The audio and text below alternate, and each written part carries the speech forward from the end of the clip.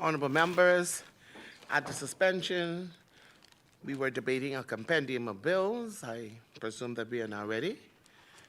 The chair recognizes the honorable member for Central Grand Bahama. Thank you, Madam Speaker. Good afternoon to my colleagues and to the wider Bahamas. Madam Speaker, before I get into my debate, I would like to offer brief condolences to several individuals in Grand Bahama. One to my very own uncle on the loss of his wife over the weekend. Former Pastor Jose Lewis, he lost his wife, who is a sister of my good uncle Colin Hill, over the weekend. And she'll be buried in April. I also want to offer condolences to my good friend Latara Knowles, who over the weekend lost her 17-year-old son in a senseless act of violence. Jatiro had just taken his graduation pictures. I was looking forward to making his family proud in June. And senselessly, his life was taken away from him over the weekend. So, Latara, I know what it is to lose a child. But, you know, as I was saying, there's no love in this world like a mother's love. So I know that the bond between her and her son is even closer. So we'll keep you and your family in prayer. I believe she got a visit from a lot of persons in the community, I believe including the Prime Minister, who also called in and offered his condolences to her, as well as other members in our community in Grand Bahama. So once again, to Latara and the family, we'll keep you all in prayer. The family of Bonnie Sands, to lay out the rest this weekend.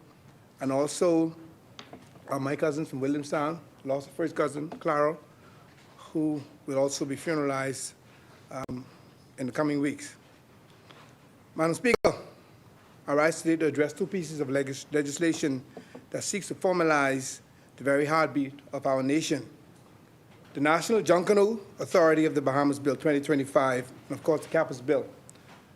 Madam Speaker, as a former Minister of Youth, Sports, and Culture, I've been a Junkanoo fanatic. I've walked the shacks, I've felt the heat of the pace, and heard the pre-dawn echoes of the cowbells at the drums and the whistles. Madam Speaker, I speak today not just as a policy maker, but as a believer in the transformative power of our beloved heritage. Before I dive into the mechanics of this bill, I must reaffirm my long-held conviction, Madam Speaker. This portfolio has grown too large for a single umbrella.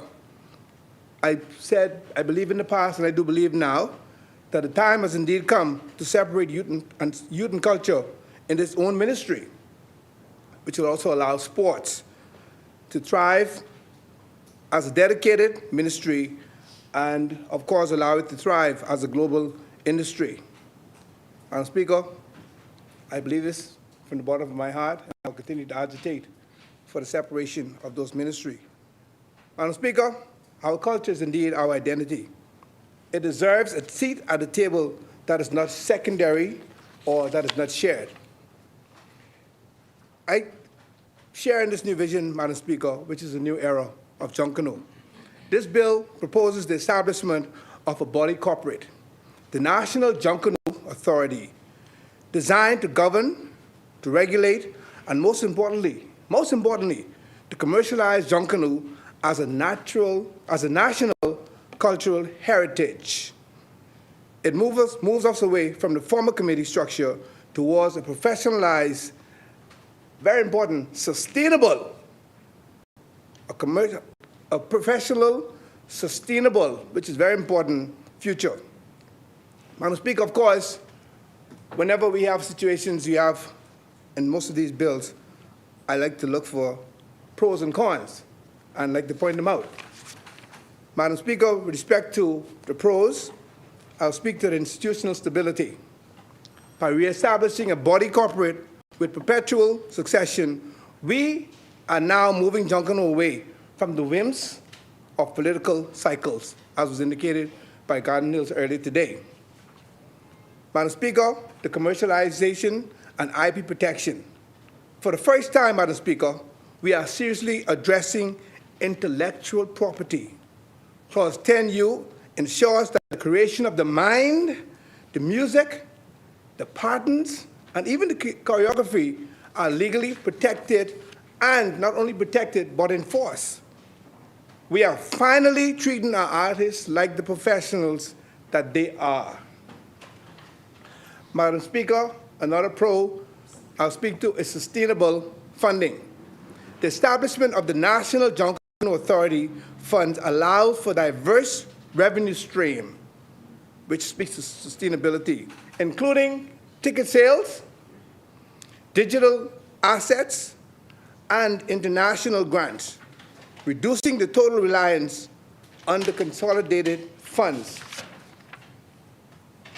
Madam Speaker, the person who seconded this bill this morning was the Minister of Education and the member for Angleston. So to speak to the educational integration. The inclusion, Madam Speaker, of the University of the Bahamas and the creation of academic grants ensures that Junkanoo is not just something we do, but something we study and, of course, improve. Madam Speaker, some of the challenges, in my view, when I look at the possible cons, the bureaucratic density. With, under my understanding, with 21 subcommittees listed in Clause 10, there, in my opinion, Madam Speaker, is a significant risk of paralysis by analysis. Managing this many committees, Madam Speaker, requires immense administrative overheads. And I'm sure we'll find a way to work it out. Madam Speaker, I believe that there might be a risk of centralization also. While the bill, Madam Speaker, mentions family island branches, and I must point this out, the power still remains heavily concentrated in New Providence. We must ensure, Madam Speaker, that consultation, and I'm sure it will happen with the family islands is not merely a box-ticking exercise. Madam Speaker, the pension liability, and I'm happy that these are all included, and we'll surely find a way to work them out. Madam Speaker, the bill mandates a pension scheme within 5 years. While, Madam Speaker, I believe this is a noble undertaking, the authority must ensure its commercial ventures are profitable enough to sustain this without returning to Parliament for a bailout. And we're hoping that this will not happen. Madam Speaker, I always pivot to Grand Bahama, as that is where I was elected, my hometown, so I have to fight for my people. I will speak to the impact on the island of Freeport, of Grand Bahama and the city of Freeport. Madam Speaker, let us look specifically at what this means for the second city.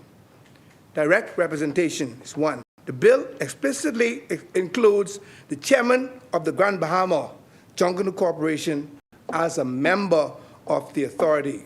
For that, we are grateful. This ensures that Freeport's unique challenges, such as logistics and corporate sponsorship, are heard at the highest level. I want to speak to local autonomy. Clause 11, Madam Speaker, allows for local committees. For Freeport, this means the power to manufacture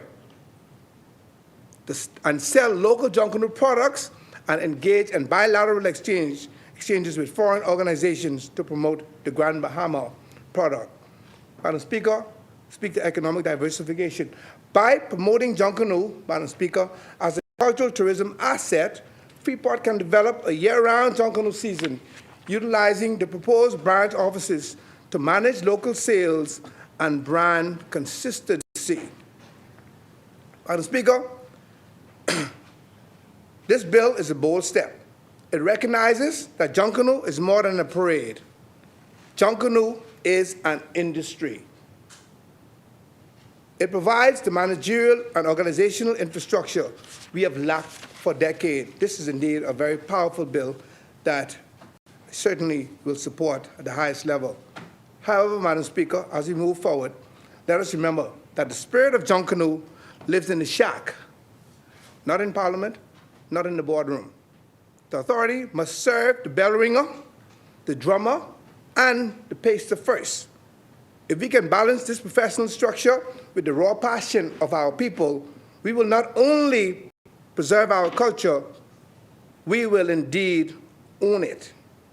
Madam Speaker, I support the intent of this bill, and I look forward to the day when we celebrate a dedicated Ministry of Youth, Sports, and Culture. As I indicated earlier, Madam Speaker, I now turn to CAPUS. And of course, I will be brief. The Creative and Performing Arts School of the Bahamas Bill 2026, or CAPUS, arrives at a moment when our nation is hungry for a new kind of economic fuel, the orange economy, as we refer to it. As we look at this bill, Madam Speaker, we see an institution designed to be a corporate body with perpetual succession. That is what's so important. It is designed to confer degrees, certification, diplomas, and certificates. It is designed to preserve our cultural identity and facilitate the export of Bahamian excellence. But, Madam Speaker, as I review these clauses, I must ask, how do we ensure that national truly means the inclusion, again, of my hometown, Grand Bahama? How do we ensure that this, again, is not Nassau-centric, but indeed ignites a creative revolution in Freeport, in Lewis Yard, in Abaco, in Exuma, in Williamstown? How do we ensure that it happens? And I'm sure that Mr. Poitier and his people will see that it happens. Madam Speaker, Clause 7 of this bill allowed CAPUS to establish affiliated academies, which is very good. I suggest, Madam Speaker, that for Grand Bahama, we move beyond the word affiliated. Grand Bahama is the industrial capital of this nation. We have the land, the infrastructure, and a unique proximity to the largest media market in the world. We are right there at its doorsteps. We should amend the vision to mandate a Grand Bahama campus for film and digital production arts, and I'm sure that's already in the works. While Nassau, Madam Speaker, may be the heart of performance, let Grand Bahama be the engine of production. By specializing the Northern Campus in sound engineering, cinematography, and digital animation, we fulfill the function of fostering entrepreneurship and innovation, as laid out in Clause 6C. Madam Speaker, Grand Bahama is known. You know, we have a lot of very famous movies made in Grand Bahama. Of course, the James Bond movies were made in Nassau, but all the others, Flippers, Pirates of the Caribbean, in recent times, were all made in Grand Bahama. Madam Speaker, we don't need a replica in Grand Bahama. We need a powerhouse. Madam Speaker, the governance with the Northern Voice, with respect to Grand Bahama, is let us look at the Board of Governors established under Clause 8. The schedule tells us this board will have between 7 and 9 members. It will include experts in finance, in law, and in the arts. But nowhere does it mandate geographic diversity. We in archipelago. Let's think about that. Madam Speaker, I propose that we ensure at least one member of the board is a resident of Grand Bahama with deep ties to our unique economic landscape. When the board directs, manages, and controls property and funds under Clause 9, that voice must be at the table to advocate for the Northern Campus. We cannot protect CAPUS from external influence if we don't first ensure it is internally representative of the whole country. Now, Madam Speaker, let's speak about intellectual property, the new Bahamian goal. Clause 20 is perhaps the most critical, in my mind, section for our youth. It dictates that intellectual property created by employees vested in CAPUS, while students generally retain their rights unless sustainable institution resources are used. Madam Speaker, let's make Grand Bahama the IP vault of the region. By establishing a specialized IP commercial office in Freeport, we can help our students turn their Junkanoo rhythm and cinematic visions into global royalties. This aligns perfectly, Madam Speaker, with Clause 3D, the international recognition of Bahamian art. In Grand Bahama, where we are already comfortable with the concept of trade and duty-free zones, the export of digital art should be as seamless as the export of physical good. Madam Speaker, the financial provision in Part 4 are indeed, in my mind, robust. CAPUS, and I'm sure they're happy to hear this, will have its own funds, gifts, and a reserve fund, which is extremely important. Clause 19, Madam Speaker, even allows the school to borrow money and to issue bonds. That's very powerful. Imagine, Madam Speaker, CAPUS issuing a creative bond specifically to build a state-of-the-art film studio, guess where? In Grand Bahama. I do believe that Cindy Poitier started one back in the 60s on Grand Bahama Highway. We always pass the building on our way to Waterkey. And I'm reminded of that as I now debate this bill. Madam Speaker, this will not just be an educational expense. It will be a commercial venture generating income from fundraising, from production, and commercial ventures, as authorized in Clause 13(1)(d). Madam Speaker, I speak to non-discrimination and access finally. I want to laud, Madam Speaker, before I close, Clause 23. It ensures, Clause 23 ensures that no person is excluded from CAPUS based on religion, based on political opinions, based on disability, or national origin. This is the spirit of a modern Bahamas. But I would add, Madam Speaker, that geographic origin must also be a barrier we must strike down. We must ensure that a talented child in Lewis Yard has the same advantage of a child in Bamboo Town. I think Bamboo Town will give you a head nod there. Madam Speaker, this bill is a foundation. It is indeed a catalyst for national identity. But foundations, Madam Speaker, speaking as an architect and someone who's also a contractor, a foundation must be level. By explicitly integrating Grand Bahama as a specialized production hub, ensuring our voices are on the board, and leveraging our unique industrial status for IP commercialization, we make CAPUS not just a school, but a national transformation. Madam Speaker, let us pass this bill, but let us do so with the foresight to make my hometown the creative gateway to the world.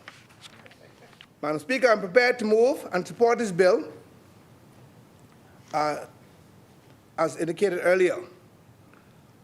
But of course, Madam Speaker, as I conclude, I'm reminded of the words of the great Bahamian visionary, Patrick Raming, who understood that our culture is not in performance, but the very fabric of our survival. He once suggested that our goal is not in the ground, but in the stories we tell and the rhythm of our walk. Marion Bethel also wrote a poem called The Moving Center. This poem speaks to the labor of culture, the idea that our identity isn't just a static thing we look at, but something we build and move. And a little snippet from that poem says, "It is the work of the hand, the moving center of the heart, where the rhythm of the drum meet the logic of the bone." As we move to pass this bill, Madam Speaker, we must ensure it is not a static monument, but a moving center of Bahamian life. By adopting the amendments of Section 7, we ensure that the common seal of this institution leaves an indelible mark on the shores of Grand Bahama and, of course, indeed, the Bahamas. I want to congratulate Madam Speaker, the member from Garden Hills, for bringing this very important bill, our seconder from Angliston, and all those who spoke in support of this bill. Central Grand Bahama fully supports, with the integration of Grand Bahama, this bill, and hereby rests. Thank you very much. Thank you, Honourable Member. Asmini. The chair recognizes the Honourable Member for Seabreeze.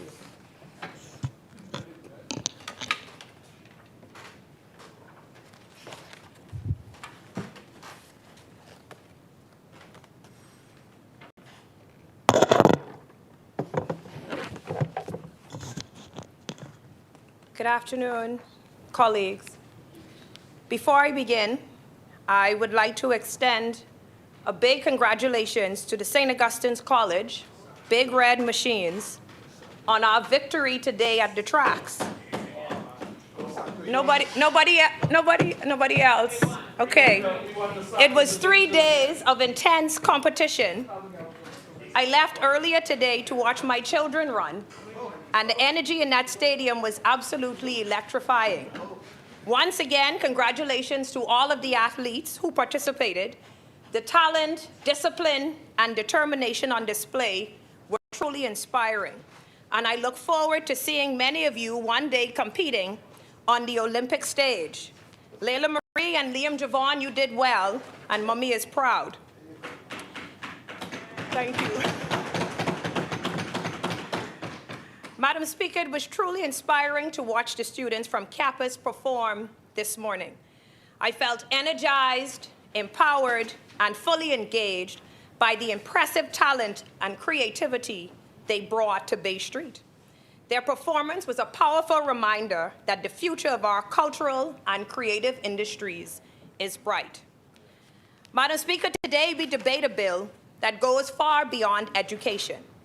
Today we debate something that speaks to the very soul of who we are as Bahamians. The Creative and Performing Arts School of the Bahamas Bill 2026 is simply not about establishing another institution. It is about recognizing the power of our culture, the brilliance of our people, and the enormous potential of our creative economy. Madam Speaker, I rise today not only as someone speaking in support of this bill, but as a young Bahamian entrepreneur, someone who has been a part of the growing creative movement many now call the orange economy. For many of us, creativity was never just a profession. It was our upbringing. It is the sound of goatskin drums echoing through the streets during Junkanoo practice. It is the rhythm of rake and scrape music drifting across a yard in the family of islands. It is the artistry of straw work, costume design, dance, theater, storytelling, and music passed from one generation to the next. That is the heartbeat of the Bahamas. And yet, Madam Speaker, for far too long, the creative dreams of Bahamian young people have existed without a proper home. Too many talented artists, dancers, filmmakers, musicians, and designers have had to leave these islands to pursue their training elsewhere.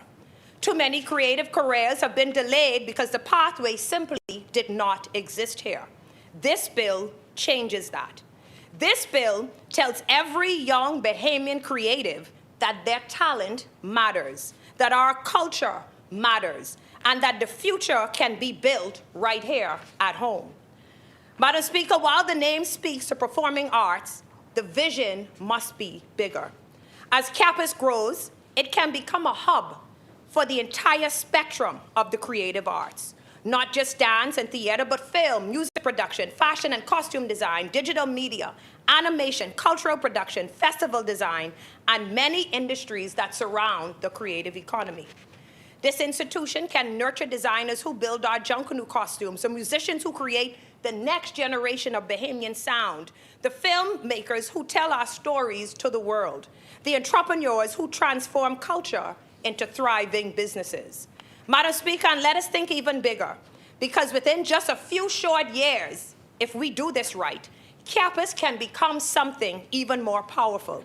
It can become the premier training center for the creative industries in the entire CARICOM region. Imagine students from across the Caribbean coming to the Bahamas to study cultural production, performance, design, and creative entrepreneurship. Imagine Bahamian culture becoming a regional standard for innovation in the arts. Imagine our country becoming not just a tourism destination, but also a creative destination. That is the scale of opportunity before us. Madam Speaker, one of the realities of our society is that we must acknowledge is the role that pageantry has played in opening doors for young Bahamian women. For so many young women in this country, pageantry has been more than just crowns and gowns. It has been a pathway to education, travel, confidence, and self-reliance. Many of those same women have gone on to build careers in fashion, design, media, and entrepreneurship. They have become business owners. They have become cultural ambassadors. They have become leaders in our creative industries. And what CAPUS represents is an opportunity to take that same spirit of creativity and ambition and give it to a structured academic and professional foundation. Madam Speaker, as we move forward, we must also be honest about the past. There was a time when this country had a national dance school, an institution that nurtured talent and gave young Bahamians a place to develop their gifts. The previous administration made the decision to close the premises, which effectively closed the school. And the truth is, Madam Speaker, the country is still playing catch-up. There were young people in those years whose talents were never fully developed. There were dreams that were delayed. There were opportunities that slipped away. The creative sector lost momentum. But today, we have an opportunity to correct that course. CAPUS represents a chance to rebuild, strengthen, and expand the artistic infrastructure of this country. Madam Speaker, the global economy is changing. Nations around the world are investing heavily in their creative industries because they understand something powerful. Culture has economic value. Music, film, fashion, digital media, and cultural festivals generate billions of dollars globally every year. And what this bill recognizes is that Bahamian creativity is not just entertainment. It is an industry. It is innovation. It is economic potential. The inclusion of strong provisions around intellectual property in this legislation is also critical. For far too long, creative people were told to rely on passion alone. But passion without protection is exploitation. This bill ensures that the ideas, performances, and creations of Bahamian artists can be properly structured, protected, and developed. That is how you build sustainable creative economy. Madam Speaker, beyond economics, there is something even deeper at stake: our cultural identity. Our culture is not just what we perform for visitors, it is who we are. It is the vibrant colors of Junkanoo costumes that takes months of dedication to create. It is the cowbells and horns that shake Bay Street every Boxing Day and New Year's morning. It is the rake and scrape rhythms that echo across the Family Islands. It is the voices of our storytellers, our poets, our dancers, our musicians, and our visual artists. These things are not small. They are powerful, and they deserve to be studied, preserved, and elevated. Madam Speaker, years from now, people may look back at this moment as a turning point. A moment when the Bahamas decided that creativity deserved investment. A moment when we decided that culture deserved infrastructure. And a moment when we decided that Bahamian talent deserved opportunity right here at home. To every young creative watching today, the dancer rehearsing in a small studio, the musician practicing in their bedroom, the designer sketching ideas in a notebook, I want them to hear this clearly. Your talent is not a hobby. Your creativity is not secondary. Your ideas have value, and your country believes in you. This government believes in you. Madam Speaker, this bill is not simply about building a school. It is about building a future where Bahamian culture is celebrated, a future where Bahamian creativity is exported to the world, and a future where the next generation of Bahamian artists can rise without leaving home. For these reasons, Madam Speaker, I proudly stand in support of the Junkanoo Bill 2025 and the Creative and Performing Arts School of the Bahamas Bill 2026. Thank you. What a beautiful 8 minutes. Thank you, Honorable Member. Thank you, Honorable Member. Absolutely fantastic. Madam Speaker said a beautiful 8 minutes. I know you could take 30 to talk about a whole lot of things except that. I'm going to. The chair recognizes the Honorable Member for St. Barnabas. Thank you very much, Madam Speaker. I'm going to try my best to do a Watch him now. Watch. beautiful 30 minutes. Madam Speaker.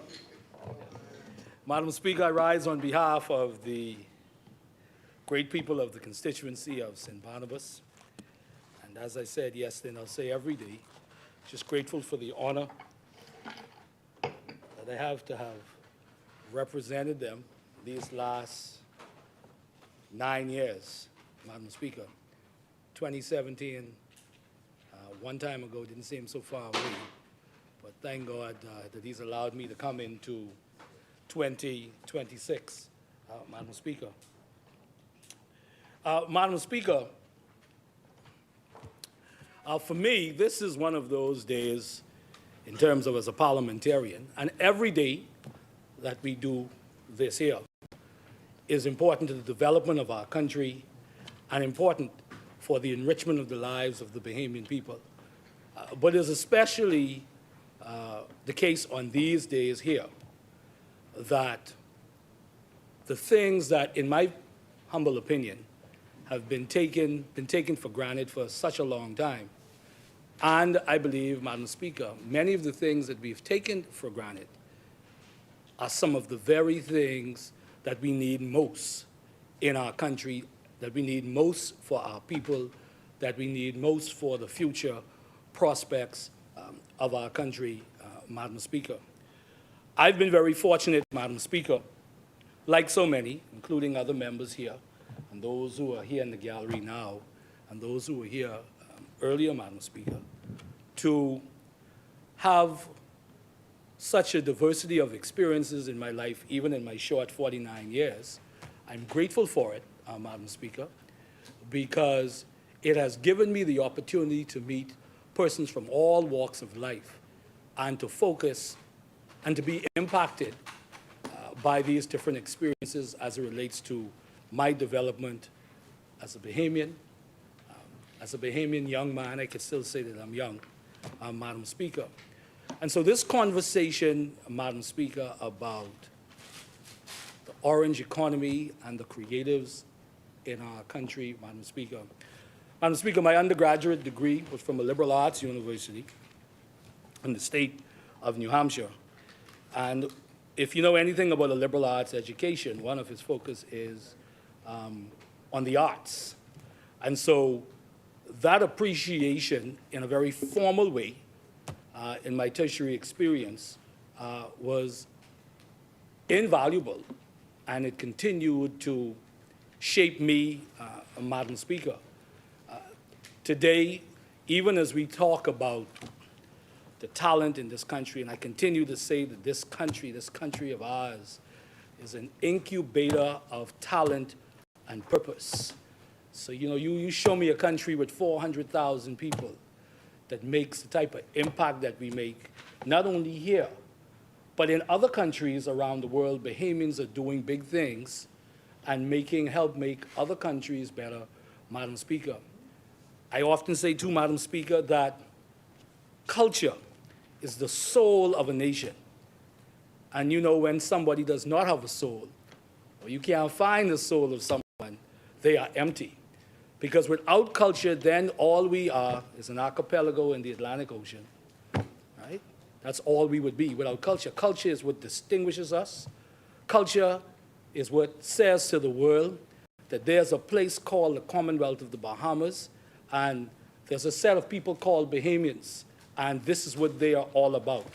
This is what they are given to the world, Madam Speaker.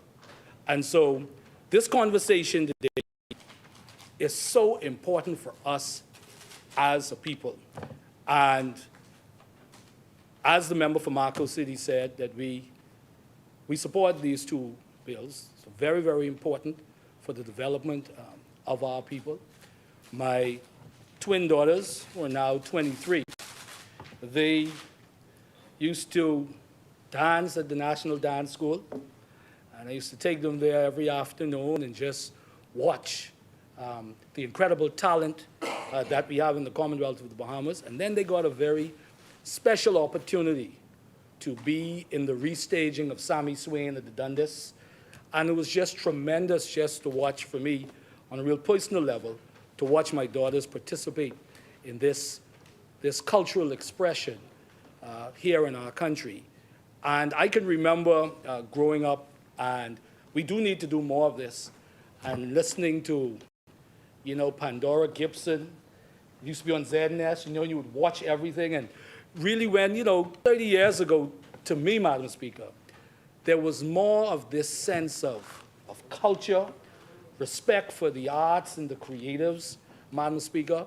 And it isn't about ascribing blame. I just think, Madam Speaker, that as we develop as a country, there are some things that we have lost along the way. And no doubt, hopefully with CAPUS and all of the extending opportunities that will extend off of this, we can start to reclaim some of that cultural fiber, Madam Speaker. Because besides the absolute advantages that we have in our sun, sand, and sea, what we ought to be focusing on as a country that's even more significant, I would say, to a large degree, is those comparative advantages, those things that distinguishes us from the rest of the world, Madam Speaker. One of the events that we had, it actually was a two-day event that we had in St. Barnabas, was right before the pandemic, where we were looking to rejuvenate the Coconut Grove Festival. It couldn't mirror the Coconut Grove Festival of the past with Edmund Moxie and Jumbay Village and so forth. But what we wanted to do is to have a cultural festival and to have all forms of expressions in cultural artistry, where we wanted, and some in fact did, tourists came over and they were able to come to the park there, Edmund Moxie Park. But I can tell you what was so inspiring, Madam Speaker. Yes, it was that tourists came over and they were able to enjoy all of the food and different cultural enjoyments, if you will. But there was high school rake and scrape, primary school rake and scrape.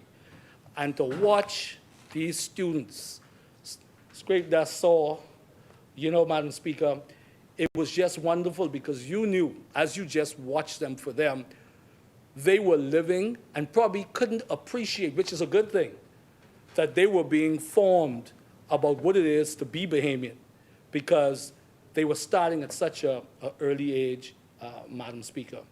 And so, you know, this discussion today about CAPUS, obviously about the Junkanoo Authority, is so important, Madam Speaker. We all know what Junkanoo means to us. As everybody knows, I rush for the Valley Boys. Don't ask me which one. You ain't gonna ask me that. I rush for the Valley Boys. I'm a frontline dancer for the Valley Boys. And I tell people, Madam Speaker, you know, imagine a fella, a man or woman, puts thousands of dollars into a costume, right? Okay? During Junkanoo season, you're basically living in the shack. You're going home maybe for hours. Some fellas don't even leave the shack, right?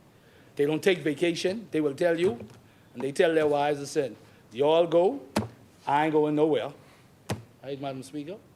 And you doing all the things you need to do to ensure that, as we say in Junkanoo terms, that you don't get Jeff, meaning that you get on Bay Street and you get leave, and the glue, you know, the glue gun, you're getting burned by the glue gun, and we all go through that. My point is, Madam Speaker, you go through all of that just for a couple of hours to then, as we say, break up that costume after putting in all of that effort. The point is that the passion that Junkanoo gets from Bahamians and what it means to us as a people, and that expression, that level of expression, and that freedom that is expressed out there in Bay Street. And that's why, Madam Speaker, one of the profound experience, I would say, as a Junkanooer, is that in your shack, it don't matter what religion, what denomination you are. It don't matter what your politics, what your politics may be in that shack. All you know, from a comparative standpoint, if you're in a Valley Boy shack, you're only trying to beat one person, and that's the Saxons. Right? You see my friend over there in the back there, he's smiling, you know? But the point is, Madam Speaker, our commitment and dedication to the creative arts in this country is so important to who we are as a people. And I believe that especially with so much global influence on our culture and on cultures around the world, obviously we're always impacted by the culture of the United States and so forth.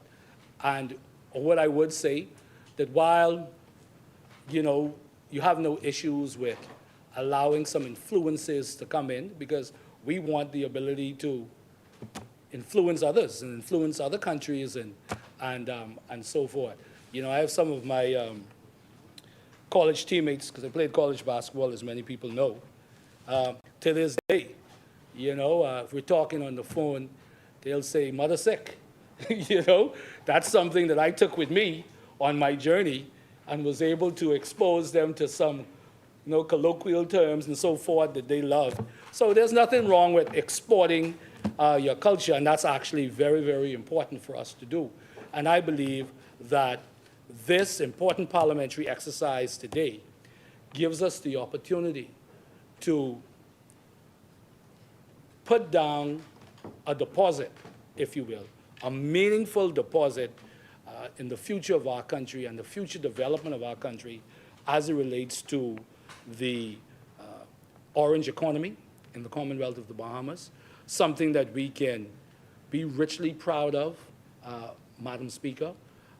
I still believe, Madam Speaker, as a segue, but all connected, that, and this isn't a political statement as much as it is, continues to be aspirational, that I look forward to the day, Madam Speaker, even with the cruise port being there, that the experience of being on Bay Street proper, that people around the world would be flocking to Bay Street for a transformative cultural experience where around the world people will say and are saying, you have to go to Bay Street in Nassau.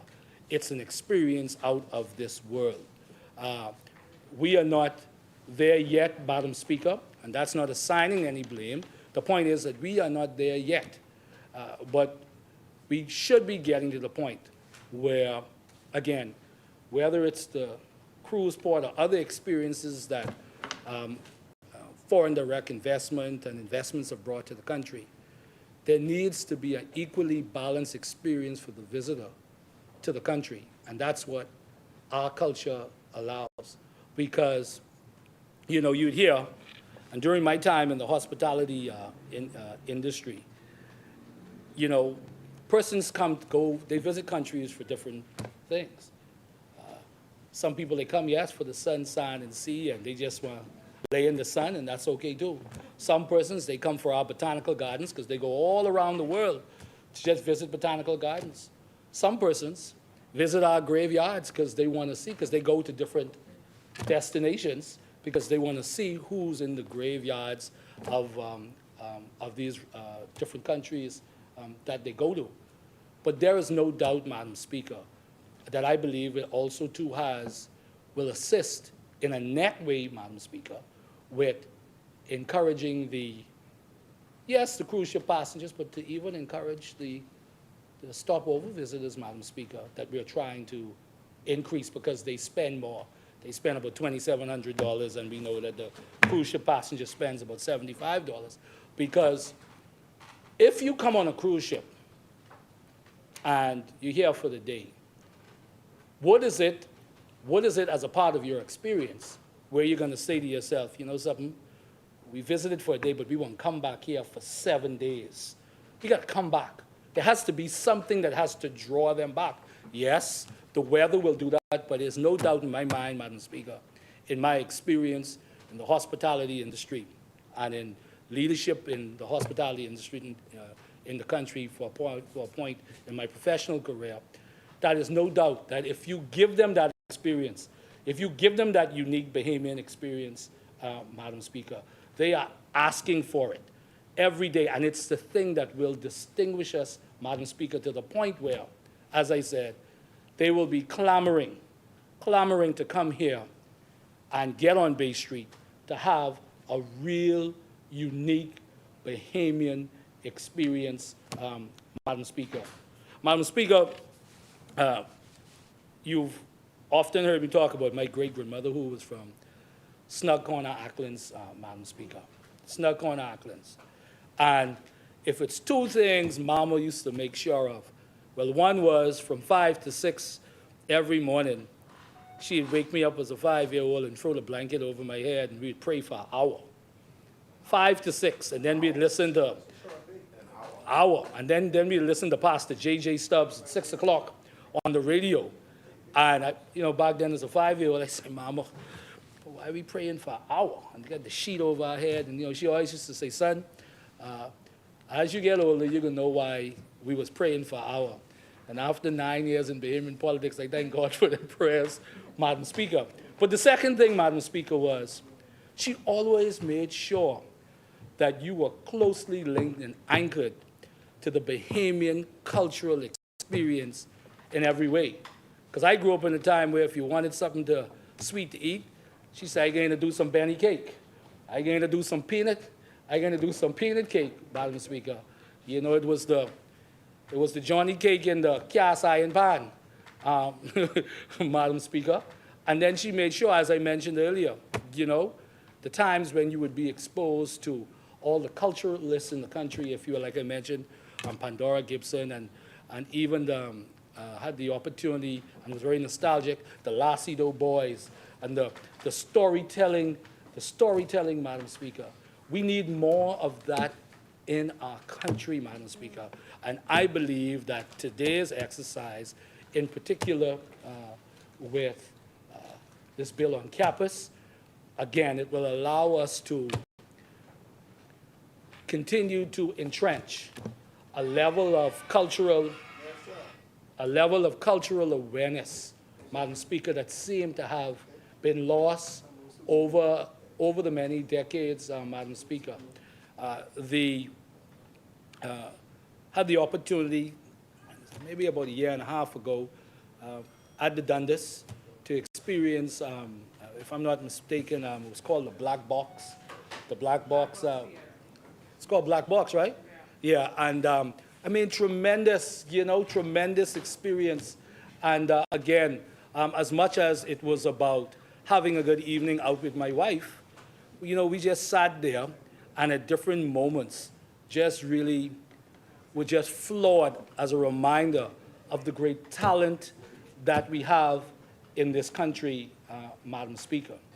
So, Madam Speaker, I did tell you, Madam Speaker, that I was going to have a beautiful 30 minutes, Madam Speaker. So I've broken a record today. I've broken a record today. But, Madam Speaker, no, this is important today. This is something that we do support.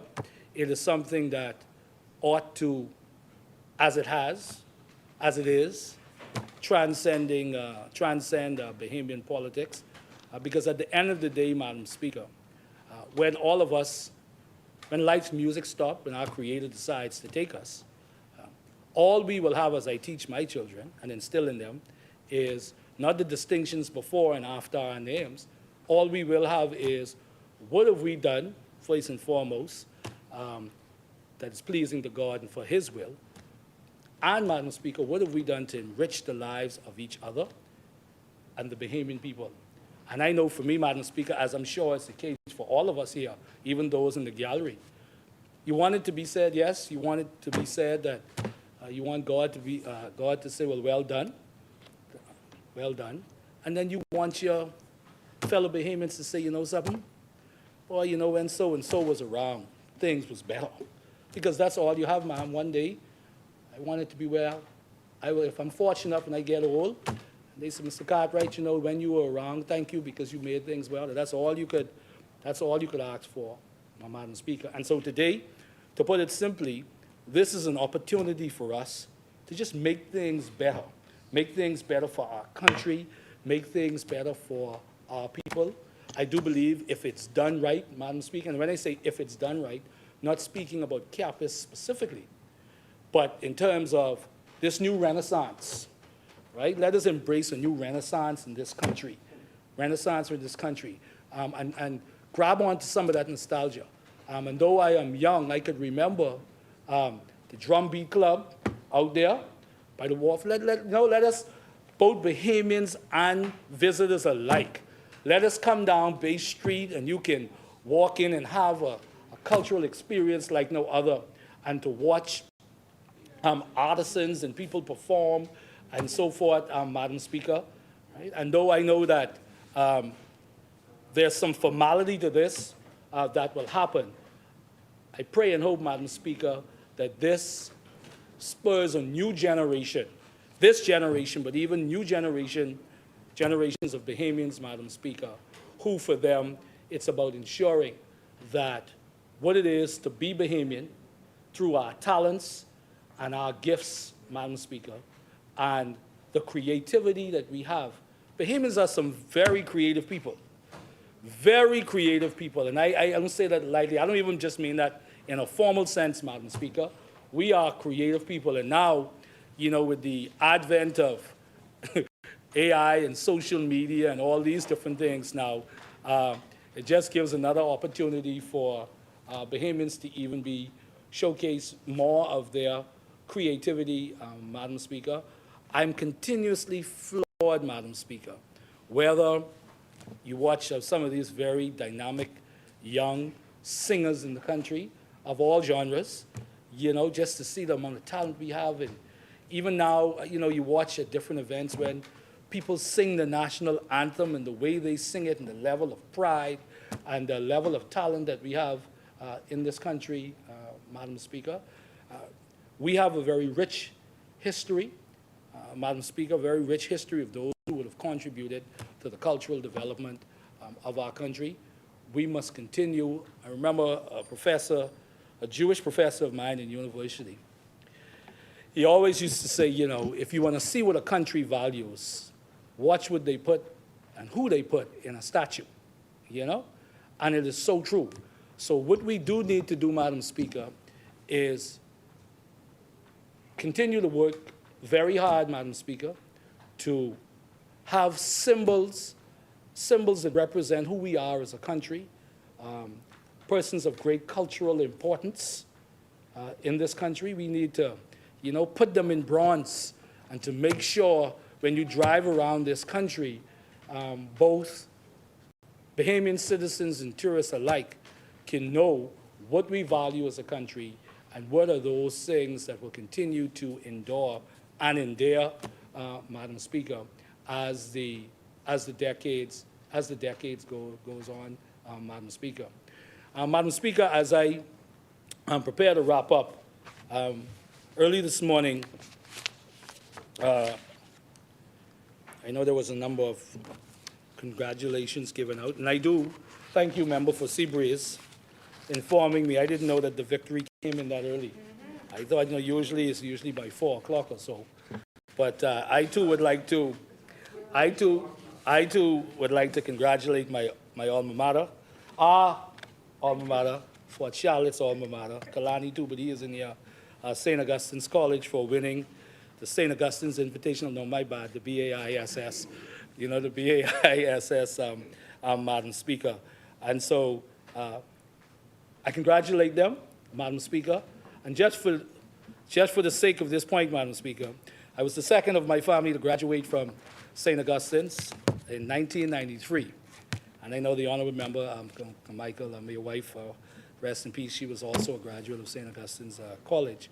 And since leaving St. Augustine's College, 40 of our family members have graduated from St. Augustine's College. We've had a graduate every year since I've left, cousins.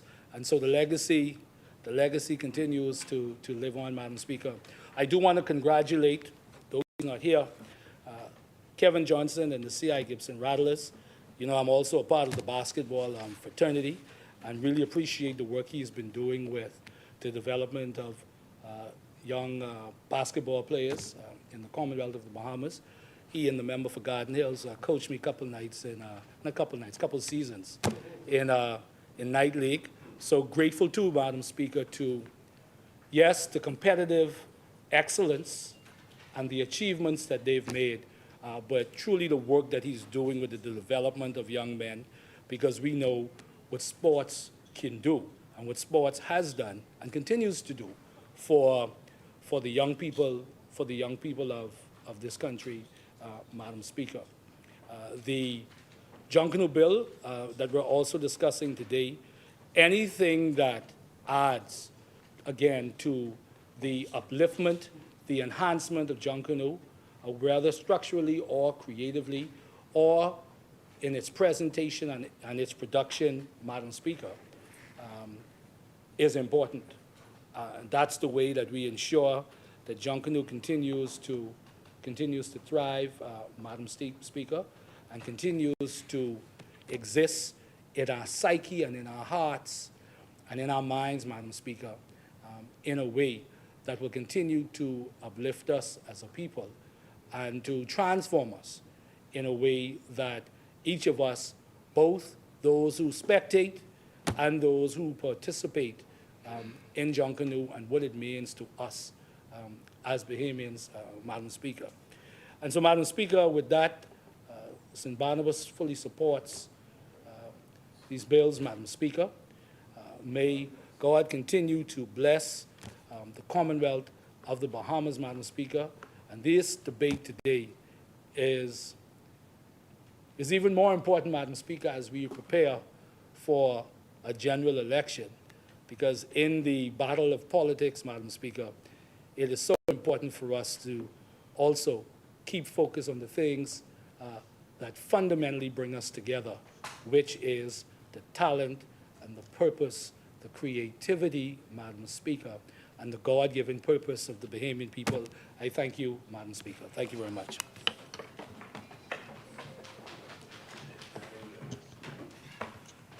Thank you. Andrews, please, I depend on you.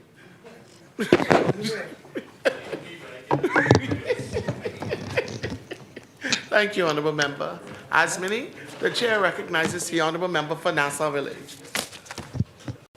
Thank you, Madam Speaker. Okay. Now, Madam Speaker, before I begin, I'm a proud pacer. So, I don't get into BAIS debates and debacles, right? But I'll tell you this. I'll tell you this, Madam Speaker.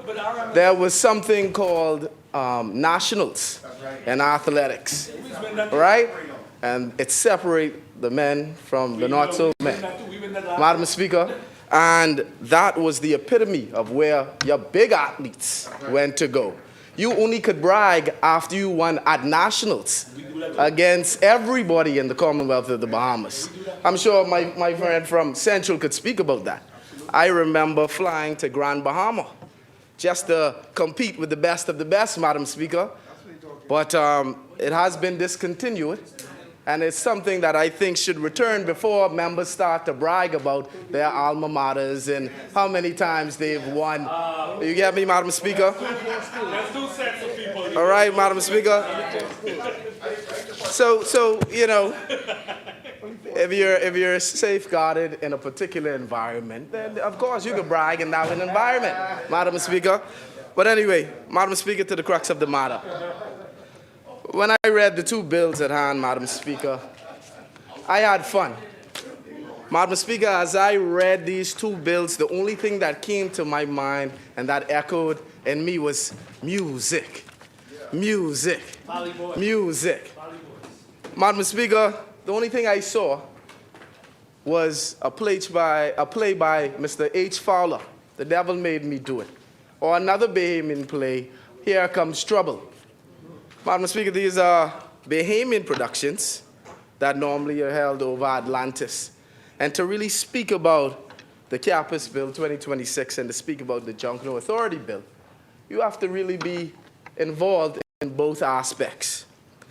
Madam Speaker, I thank God for giving me the strength to be here today, and I thank the great people of Nassau Village for supporting me in everything I do.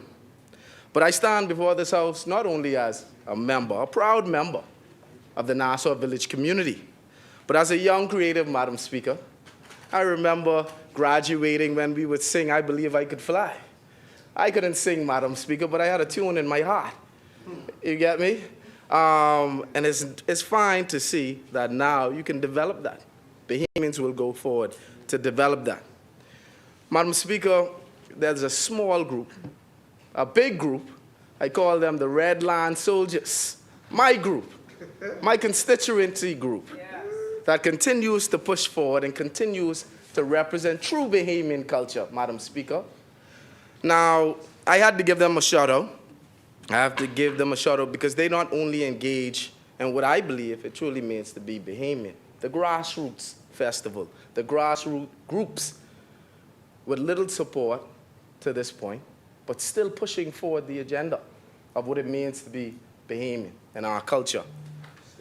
Madam Speaker, I've come today to speak in support at length for the Creative and Performing Arts School Bill of the Bahamas 2026, and to explain how it integrates with the framework now before us for the National Junkanoo Authority. Madam Speaker, I ask members to view these two measures not as separate pieces of legislation, but as complementary pillars of a single national strategy. And I'll weave that together as we go forward. Madam Speaker, these are put together to preserve our culture, professionalize our creative industries, and create sustainable economic opportunities for Bahamians now and for generations to come. Madam Speaker, let me begin with a simple proposition. Culture is both identity and industry. It is how we remember who we are and how we present ourselves to the world.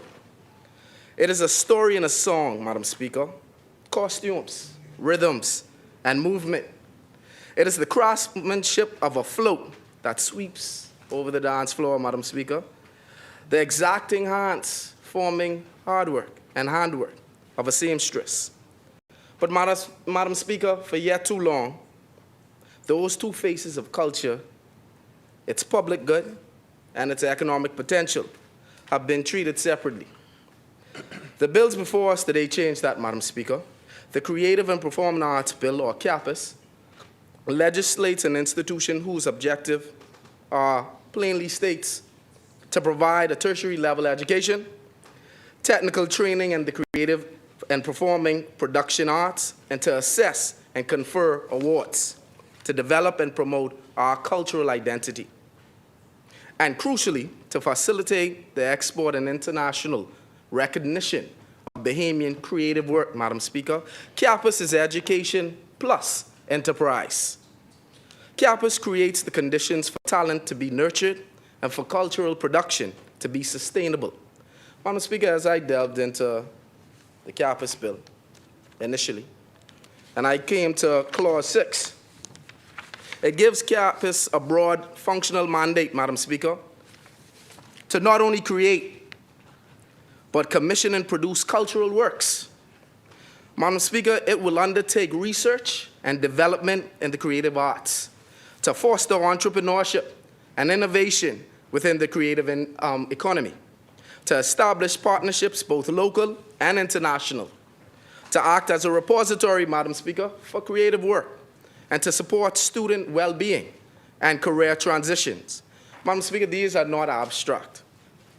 They are the scaffolding of a true ecosystem in which artists training leads to production, production leads to marketable goods and services, and those goods feed back into the education through revenues, internships, and industry partnerships, Madam Speaker. Operationally, CAPUS will be structured to ensure strong governance and accountability. But, Madam Speaker, it will create a board of governors, a president responsible for the day-to-day operation and management, with an advisory committee, Madam Speaker, to ensure academic and artistic standards are upheld. There are financial provisions, Madam Speaker, including the reserve fund, like my colleague from Central Grand Bahama alluded to. It will have audit obligations, put in place the transparency required for public trust and private support, Madam Speaker. The bill contemplates revenue streams, parliamentary appropriations, fees, and gifts, Madam Speaker. This hybrid funding approach is how sustainable cultures and institutions are financed in jurisdictions that we ourselves admire. Madam Speaker, CAPUS is not proposing a permanent drain on the public purse. It is proposing a partnership model between state support and revenue generation with oversight and clear accountability. Madam Speaker, I want to emphasize the role of intellectual property protection in this architecture. Madam Speaker, do you remember the beginning of the end? You remember Funky Nassau? You remember Ray Munnings, Jr.? Well, that's my constituent, right there in Gleniston Gardens. And Madam Speaker, as I canvassed, we spoke at length of how he would return to Nassau and he would drive around in his sports car and how well he did off of a song that he himself made. But he also spoke about the abuses associated with it. He also spoke about, at that particular time, there was no intellectual property rights or copyright infringement. No protection, Madam Speaker. And he found himself one of those early victims of a larger conglomerate. And as we spoke, he continues to this very day, Madam Speaker, pushing for his royalties and his rewards. Madam Speaker, that is where we understand the beauty in these particular bills. And that's what we mean when we say intellectual property rights. Who could imagine? Funky Nassau. Funky Nassau, a song that is, emblematic of the Bahamas. And you have the artist complaining that he has not been fairly compensated by his label. But you see, Madam Speaker, as his MP, as his representative, I told him I would represent him today and not only bring it to the forefront, but also speak about the protections that this particular government is putting in place. Finally, for Bahamians, Madam Speaker, representation. Madam Speaker, when an instructor or staff member at CAPUS creates a work in the course of employment, intellectual property vests in the institution. When a student creates a work, rights generally vest in the student unless special funding or joint creation or institutional resources dictate otherwise. That framework, Madam Speaker, enables both creative ownership and institutional commercialization. You see, Madam Speaker, this is crucial for licensing, royalties, recordings, and international distribution. It also protects the creators from exploitation and gives them leverage to negotiate revenue sharing. Madam Speaker, this is not merely a legal detail. It is a mechanism. It is the mechanism by which artists move from passion to profession. Madam Speaker, I took a very technical look at these two bills. I almost got granular because it was so close to me, Madam Speaker. And if you couple the Junkanoo Authority bill with the CAPUS bill before the House, the Junkanoo bill offers practical operations counterpart to CAPUS. Madam Speaker, we're talking about symbiosis in both bills, educational and production mandate. The authority, Madam Speaker, the Junkanoo Authority, is designed to be the steward of our most visible cultural expression, Junkanoo, with explicit functions to preserve, manage, and commercialize the festival, to establish research and display facilities, Madam Speaker, to coordinate consultations with stakeholders, to undertake fundraising, and to foster partnerships with international bodies. Madam Speaker, the authority creates committees for parade management, fundraising, adjudication, research, and preservation. Madam Speaker, it also speaks to commercialization and intellectual property, very specifically addressing the life cycle of cultural production from attic to archive to market. Madam Speaker, we all know what happens the day after Junkanoo.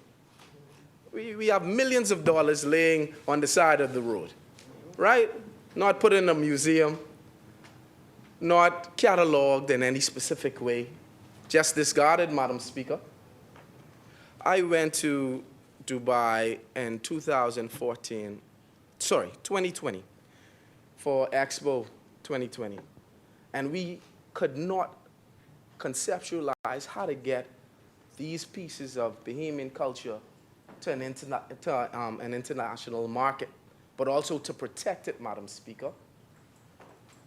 Madam Speaker, it broke my heart, one, that my Valley boys lost, but also, that the intellectual property was discarded and continues to be discarded. But Madam Speaker, that is the beauty of this particular Junkanoo Authority bill, Madam Speaker. You see, Madam Speaker, these two measures form a continuum per se. And I want you to follow me. It forms a continuum. CAPUS trains and incubates the talent. CAPUS facilitates and hosts rehearsals, production, and research. And then the Junkanoo Authority provides the event, the platforms, the marketing, the prize structures, and distribution pathways, Madam Speaker. CAPUS can graduate musicians, costume designers, sound engineers, and production managers, who then find pathways to employment and entrepreneurship through the authority's festivals and the festival ecosystem and commercial partnership, Madam Speaker. The bills deliberately align education, preservation, and market access. I told you, Madam Speaker, I took a very intentful look at these bills, and they're very beautiful bills. We're operating, Madam Speaker, in turbulent times. Global economic shocks, a need to diversify beyond tourism. As we walk the streets in our various constituencies, our constituents say, well, where will the new money come from, right? What new industries are you going to create, MP Strawn? But, Madam Speaker, when we talk about diversifying beyond tourism, we also understand that there are other shots: digital disruption, climate vulnerabilities. But, Madam Speaker, this PLP government, Madam Speaker, is successfully navigating these times. Madam Speaker, it is anchored, and our view is anchored in realistic optimism, Madam Speaker, that our culture is a genuine comparative advantage. The creative economy is resilient, Madam Speaker. It adapts to digital platforms, to small batch manufacturing, to experimental tourism, and to online distribution. Madam Speaker, CAPUS and the Junkanoo Authority together offer the strategy and the strategic wherewithal that is both culturally respectful and economically pragmatic. What does this architecture mean on the ground for our communities, right?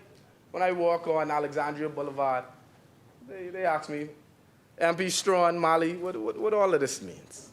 Break it down for us. Madam Speaker, I want to speak directly to my group. I told you, my big group, my big B-class group, right, Madam Speaker? And my constituencies, my voters, right? 100-person strong voting for Jamal Strawn, Madam Speaker. So I got to speak to them, right?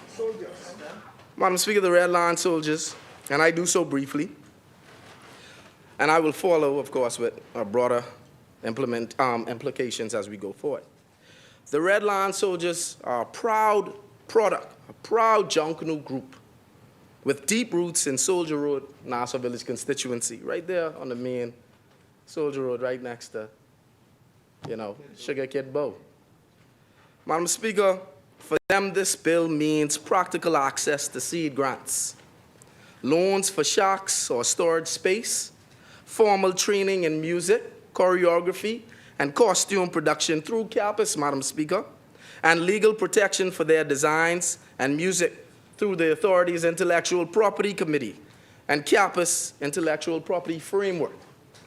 Madam Speaker, they will be able to access rehearsal and studio facilities, participate in ticketed events with fair, and I repeat, fair.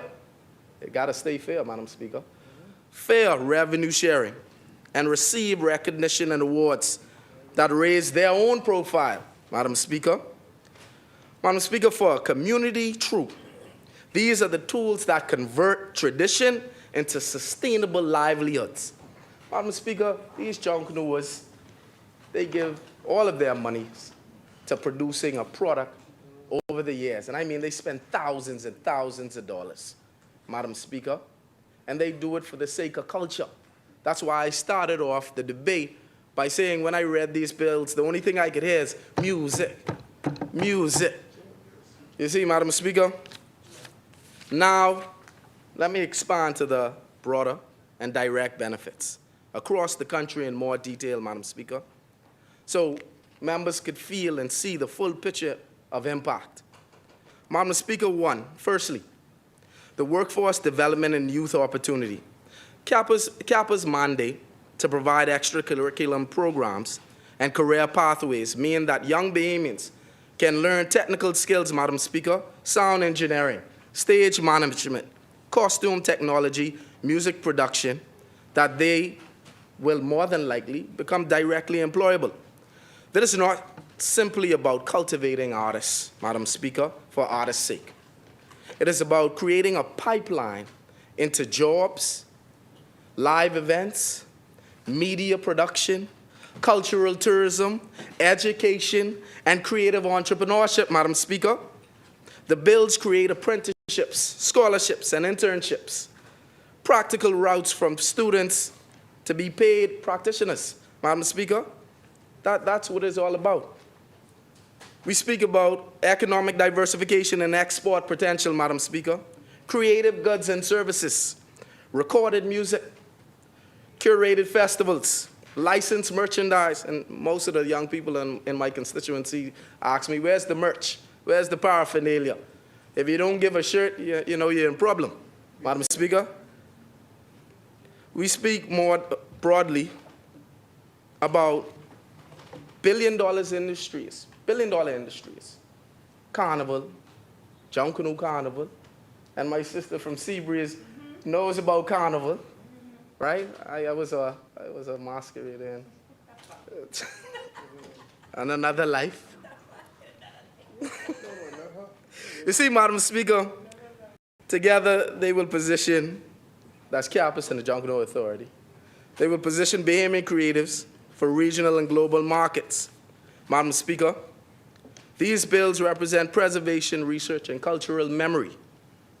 Madam Speaker, they represent intellectual property and fairness compensation. They represent professionalized event management and safety, Madam Speaker, community development, and small enterprise. Madam Speaker, I would like to underscore governance and oversight because financial stewardship will determine public confidence.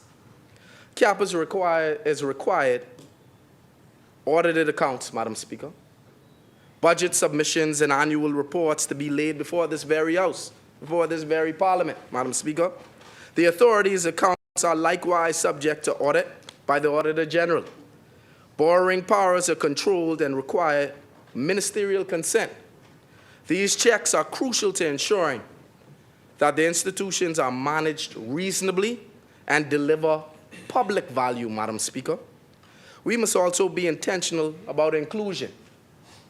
Madam Speaker, the CAPUS bill explicitly prohibits exclusion from admission or employment on the basis of religious belief, political opinion, and I'll say that again, it excludes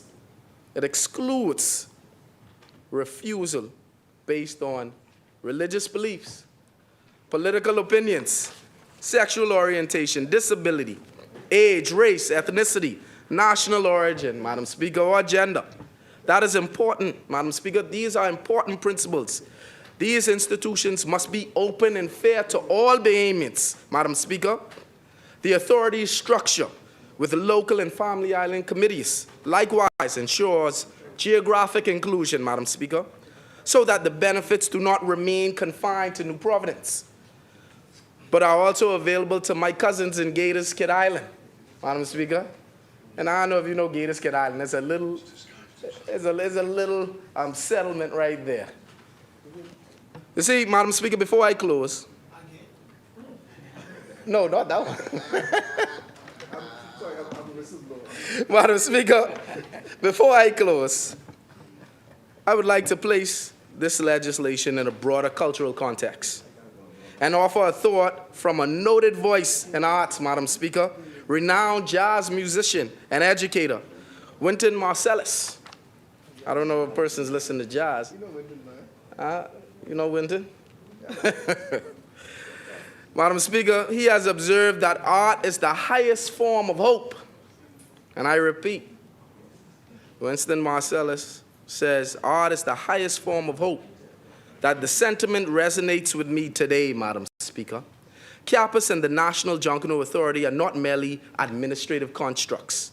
They are expressions of national hope. They tell a young Bahamian that their creative value, Madam Speaker, their traditions are treasured, and their futures can be built on skills and institutions that respect their work. In conclusion, Madam Speaker, CAPUS delivers education, production, capacity, intellectual property protection, and career pathways. The National Junkanoo Authority delivers festival governance, operational support, commercialization frameworks, and preservation mechanisms.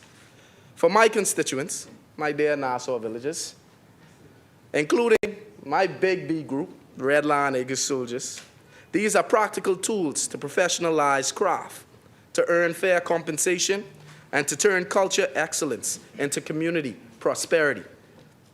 For the nation, Madam Speaker, these measures offer a durable means to diversify our economy, empower our youth, and amplify Bahamian culture on the world stage.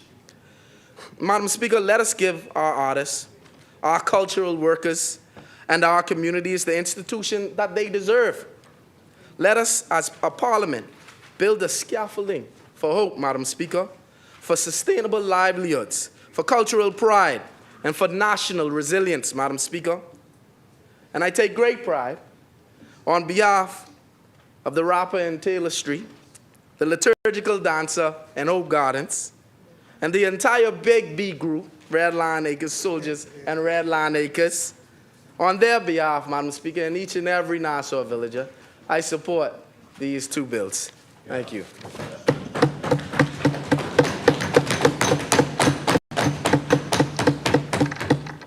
Thank you, Honorable Member Asmini. The chair recognizes the Honorable Member for Long Island. Thank you, Madam Speaker.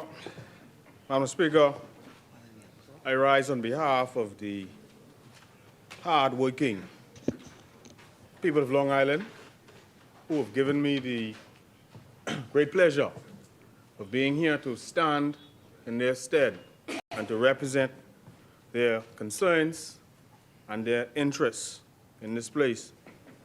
Madam Speaker, I rise to contribute on these bills, three bills before us today, which essentially cover matters that touch on land ownership, cultural development, education, economic opportunity, and national identity. I was pleased, Madam Speaker, to see the intent of the Bosine land resolution, and I support it. Let me say that at the outset. We know that land ownership is deeply... We're not debating that one today. We're debating the... Oh, I'm a little behind it. I'm a little ahead. Yeah, you're a little ahead. I'll come back to that at the right supposed time. to. I'll come back to that at the right time. Yes. But, Madam Speaker, be it as it may, I also support the establishment of the Creative and Performing Arts School of the Bahamas. We know that there's an abundance of talent in this country.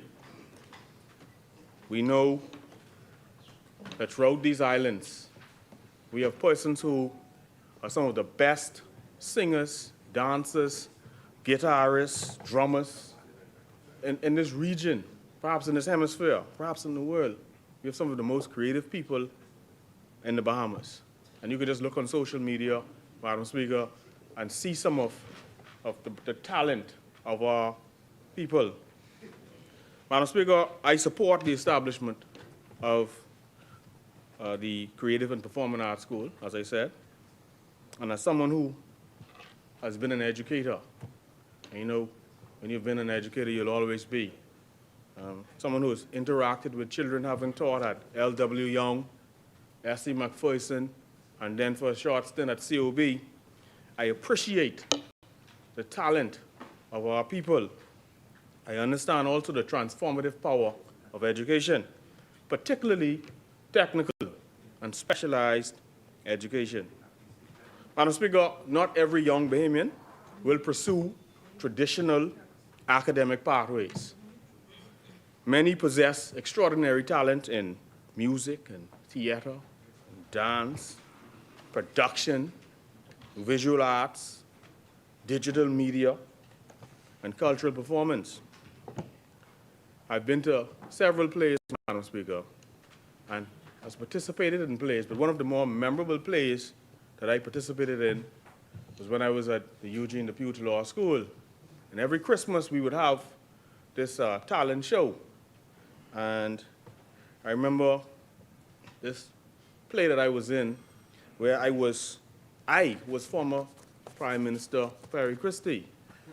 Oh yes, I wore the yellow shirt and talked with his cadence and learned the shuffle. Learn the shuffle, you know? And there are many pictures around that still show that time, but we had a great time, you know, and it was more of a political play. But I can say, Madam Speaker, I enjoy going to observe these displays of our local talent in the Bahamas. These talents, Madam Speaker, deserve structured training, recognition, and economic pathways. And I believe that this move with respect to the CAPUS, this bill here, acknowledges that creative industries are not merely hobbies in the Bahamas, that these are real economic sectors. You know that the global creative economy is worth billions of dollars annually.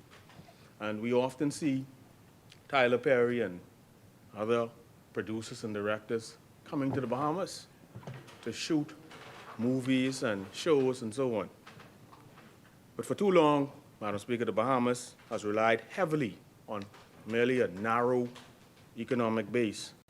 And so I believe that institutions like CAPUS can help diversify our economy by developing human capital, fostering entrepreneurship, and promoting Bahamian cultural exports, while also building new career pathways for persons who can take this seriously as a career and know that they'll be able to make a living to take care of themselves and their families, pay their mortgage, their car note, etc.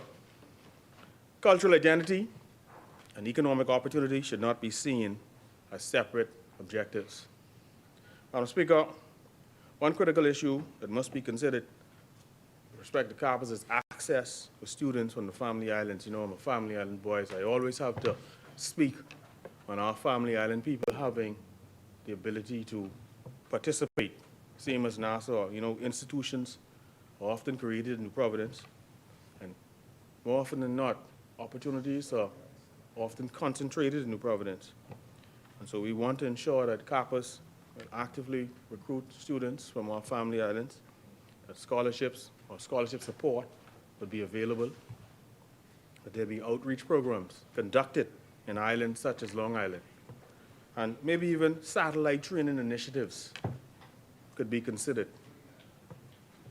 You know, talent exists across this country, and one of the greatest displays of the talent in the Bahamas is the Bahamas Games. You know, we were able to see the talent that came out of each island, sporting talent in terms of the Bahamas Games.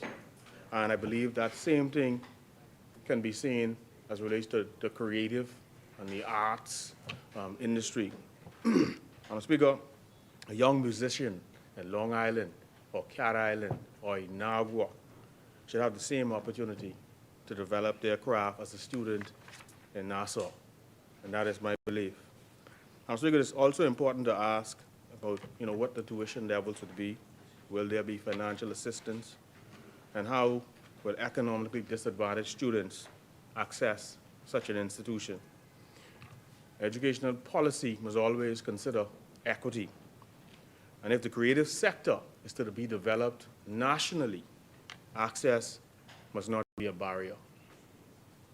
We must also ensure that this institution complements rather than duplicates the work of many of the existing institutions.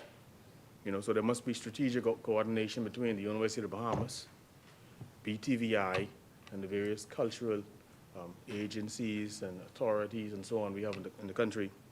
I think that's going to be important for the success of an institution such as this, and so that our people can benefit, get the max benefit.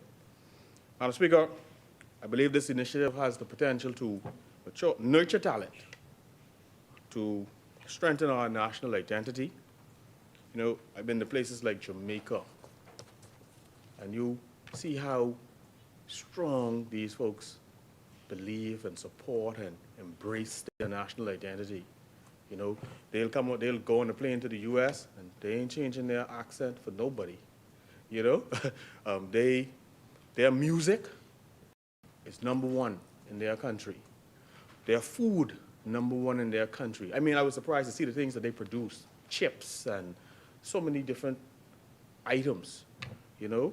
And so I encourage many persons, many Bahamians to go in countries like Jamaica and Barbados just to get a different perspective to see what these people produce and how much they embrace and value their own culture. Now, Speaker, As I said, this would also support youth employment and expand economic possibilities. So I believe a thoughtful implementation, CAPUS will become a cornerstone of the Bahamian creative economy. Now, Speaker, with respect to the National Junkanoo Authority Bill, we know what a powerful expression Junkanoo is in Bahamian culture. This year, I intend to rush for the Valley Boys, and, there's still hope, Madam Speaker. There's still hope. There's still hope. There's still hope, Madam Speaker. And, when I was small and growing up in Long Island, my sister and my brother, we didn't have an understanding of Junkanoo, but we knew. We developed it as we grow. But as kids, we picked groups. And so I picked the Valley Boys, my sister picked the Saxons, and my brother picked One Family, right? And to this day, and we had competition. We'd be by the radio listening, and Boxing Day and New Year's, and listening to the music early in the middle of the night, 4 in the morning, and then listening to the results. And whoever won had bragging rights. You see us talking to the other one. That was a rough morning if you lost. And from we were small, Madam Speaker, now to adulthood, where we are all in our 30s, and I've crossed 40, I can tell you that we still do that. That's like a tradition, right? I'm still a Valley boy. My sister's still a Saxon. I believe my brother's still a One Family. And I think he's more of a One Family now, given their recent wins. But even as children, we appreciated culture, Junkanoo, and what it meant to this culture. I remember in primary school in Long Island, Sims Primary, they had a rush out one Christmas, and I participated in that, beating my little drum that my uncle had made for me. And so I really respect and value Junkanoo and its impact. Junkanoo's been historically community-driven, grassroots, organic, and deeply connected to our identity and tradition from slavery on up to present day. And I believe that, I see that this bill seeks to establish a central authority to regulate and commercialize Junkanoo. I believe that's important, but I believe I have some questions, what I am keen to know, and that is how will this authority balance commercialization with cultural authenticity, maintaining that? Will Junkanoo groups feel empowered by this structure or constrained by it? What safeguards exist to ensure that decision-making does not become overly bureaucratic? How will financial transparency be ensured where public funds and borrowing powers are involved, because this entity would have borrowing powers? What mechanisms will prevent any political patronage in appointments or funding decisions? How will Family Island Junkanoo groups benefit in practical terms? I think that Junkanoo has to be expanded to all of the islands, right? Let all of us have an opportunity to participate in this cultural expression. Will resources be equitably distributed across the archipelago? What is the long-term national strategy for developing Junkanoo as an industry? And how does this authority interact with other emerging creative institutions? Madam Speaker, culture cannot simply be administered. It must be nurtured. Institutional support can be valuable, but it must be unintentional. It must not unintentionally dilute the community spirit that makes Junkanoo unique. Madam Speaker, as the Member of Parliament for Long Island, I remain mindful that national initiatives must be truly national. Cultural development, educational opportunity, these must reach beyond the capital. And we've not seen that over the years, and I'm hoping that that changes. We must touch the young artists in Long Island, the Junkanoo group in a Family Island settlement, and the family who wants to send their child to participate in developing their cultural or their artistic expression, all must see themselves reflected in the policies that we adopt. And Madam Speaker, with those few words, I want to say I support the vision behind CAPUS, and I urge careful reflection and continued dialogue and consultation on the Junkanoo Authority proposal while supporting it. Our goal must be to build institutions that empower our people, strengthen our culture, and expand opportunities across every island of the Commonwealth. With those few words, Madam Speaker, I rest. Thank you. Thank you, Honorable Member Asmini.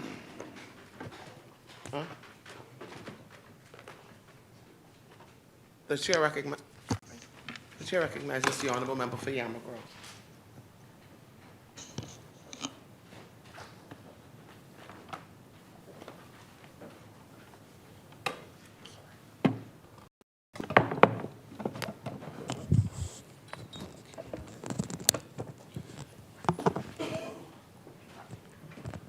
Thank you, Madam Speaker.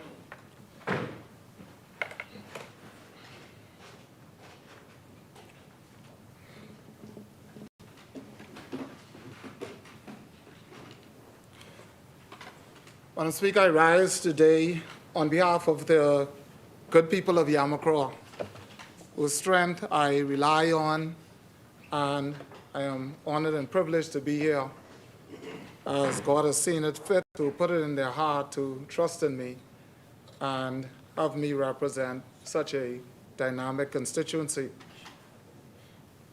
As the importance of Junkanoo to our way of life and identity cannot be overstated, I join in the voice and the chorus of our voices earlier that support the National Junkanoo Authority of the Bahamas, Willis George Bethel and William Wallace Bill 2025. My submission today, however, will lean more heavily on the Creative and Performing Arts School of the Bahamas Bill 2026, or CAPUS as we know it, as this is again something new, something different, something that joins the list of the many national institutions created and developed under a progressive Liberal Party government.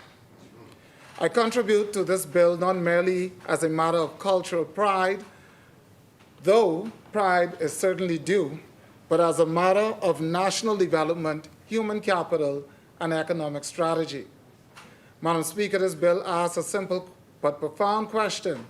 Do we, as a modern nation, intend to treat talent as chance, or do we intend to treat talent as policy? Before entering public life, I spent many years in the classroom as a teacher of history, geography, and social studies. And later, I had the privilege of serving as a school administrator in various capacities. Those experiences shape how I view education and national development. As a teacher, one learns very quickly that talent is everywhere. It appears in the quiet student sketching in the margins of a notebook, in the student who writes poetry when asked to write an essay, in the young person who may struggle with memorizing dates in history, but can perform a scene or compose a rhythm that captivates an entire room. As an administrator, as appreciated even more, that talent alone is not enough, Madam Speaker.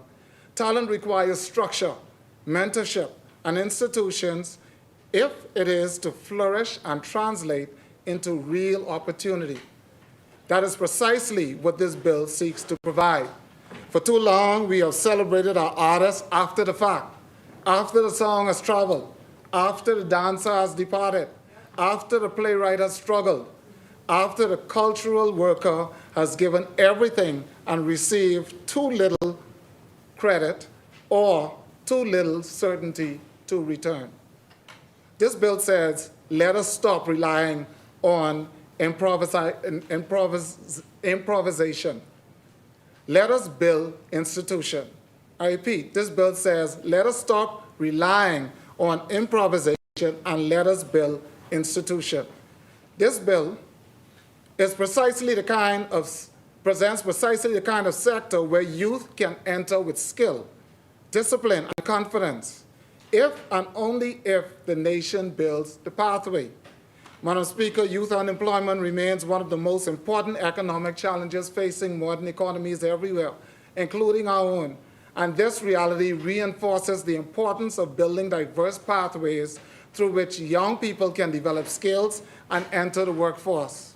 My experiences have taught me that every statistic, or behind every statistic, there's a student whose potential may never be realized unless we create the pathway. Madam Speaker, the point is not to romanticize the arts, because in reality, the arts are work. Creative production is work. The discipline of performance is work. Sound engineering, lighting, design, stagecraft, film production, costume design, set building, and digital content creation all represent specialized labor within modern creative economy. Indeed, Madam Speaker, the Bahamas is a service economy with a structure deeply linked to tourism development. Put plainly, our national income depends on experiences. We are living in a time of global uncertainty. Conflicts abroad disrupt supply chains, increase energy costs, and the rise of the price of imported goods are what we face. Small island economies such as ours feel these pressures quickly because we depend on international markets for many of the things we consume. In moments like this, the most resilient nations are those that strengthen the industries that allow them to create value from their own talent and creativity. The creative economy is uniquely powerful in this regard. By investing in institutions like CAPUS, we are not simply supporting arts, we are strengthening our sector that allows Bahamians to generate income from the talents that already exist within our people. Visitors do not travel across the world merely to stay in a hotel room. They come for the culture, the music, the festivals, the storytelling, and the spirit of the Bahamian people. International tourism research consistently shows that visitors who participate in cultural experiences stay longer and spend more in local economies. Institutions such as CAPUS therefore strengthen tourism. It strengthens tourism itself because they develop the artists, they develop the performers, and the cultural producers who create experiences that our country distinctively and economically need in order to be competitive. Madam Speaker, this is why CAPUS is not ornamental. CAPUS is economic infrastructure. Now, this bill does something that good legislation must do. It turns aspiration into structure, endowments, fundraising, affiliations, and credible international collaboration, all present in this structure.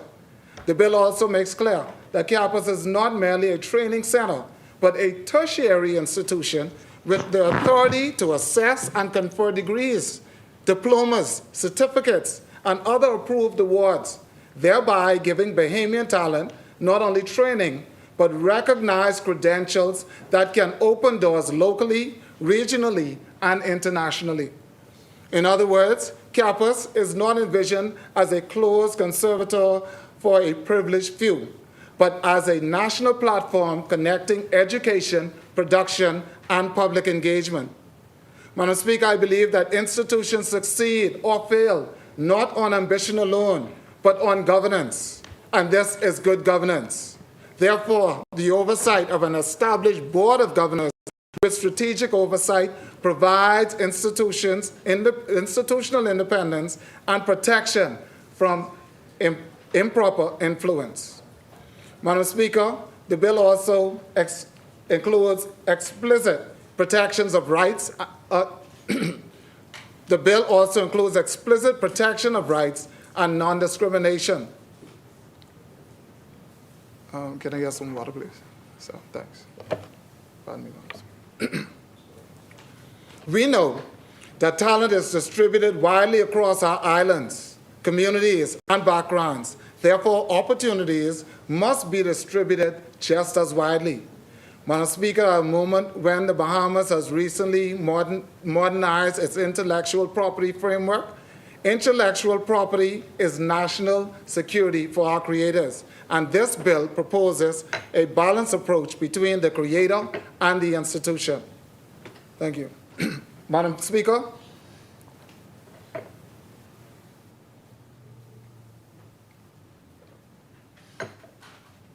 let us consider for a moment what this bill enables for youth. It enables a young Bahamian from any island to see a pathway to training, credentials, production, and enterprise, not only for performance, but for technicians, producers, designers, managers, and creative entrepreneurs. And it anchors creative work in professional standards, contracts, licensing, crediting, and fair compensation. This bill moves CAPUS from initiative to institution, from program to permanence. Madam Speaker, in a world saturated with content, cultural distinction becomes competitive advantage. Nations that invest in creative training export not only art, but identity and influence. And finally, Madam Speaker, I was trying to reach the 8-minute mark, but fell short 2 minutes. Finally, Madam Speaker, as someone who spent years in the classroom and helping to lead schools, I know that education is not simply about the classroom. Education is about creating systems that allow talent to grow into opportunity. Madam Speaker, as the parable of the talents teaches in Matthew 25, gifts that are invested and developed are multiplied, while those that are neglected are taken away. And in the same way, a nation that cultivates the talent of its people multiplies its own future. If we want Bahamians to own their culture and not rent it, to capture value and not merely content, to earn from their talent and not only perform from it, then we must acknowledge that this is a bill for youth, for jobs, for exports, for identity, for national confidence, and for the kind of development that cannot be imported. Madam Speaker, for these reasons, and in the interest of our youth, our culture, and our national development, Yamoussoukro fully supports this Creative and Performance Arts School of the Bahamas Bill 2026, or CAPUS as we know it. Thank you so much, and I congratulate Mr. Ian Poitier and his entire team for their excellent work. Thank you, Madam Speaker. Thank you, Honorable Member.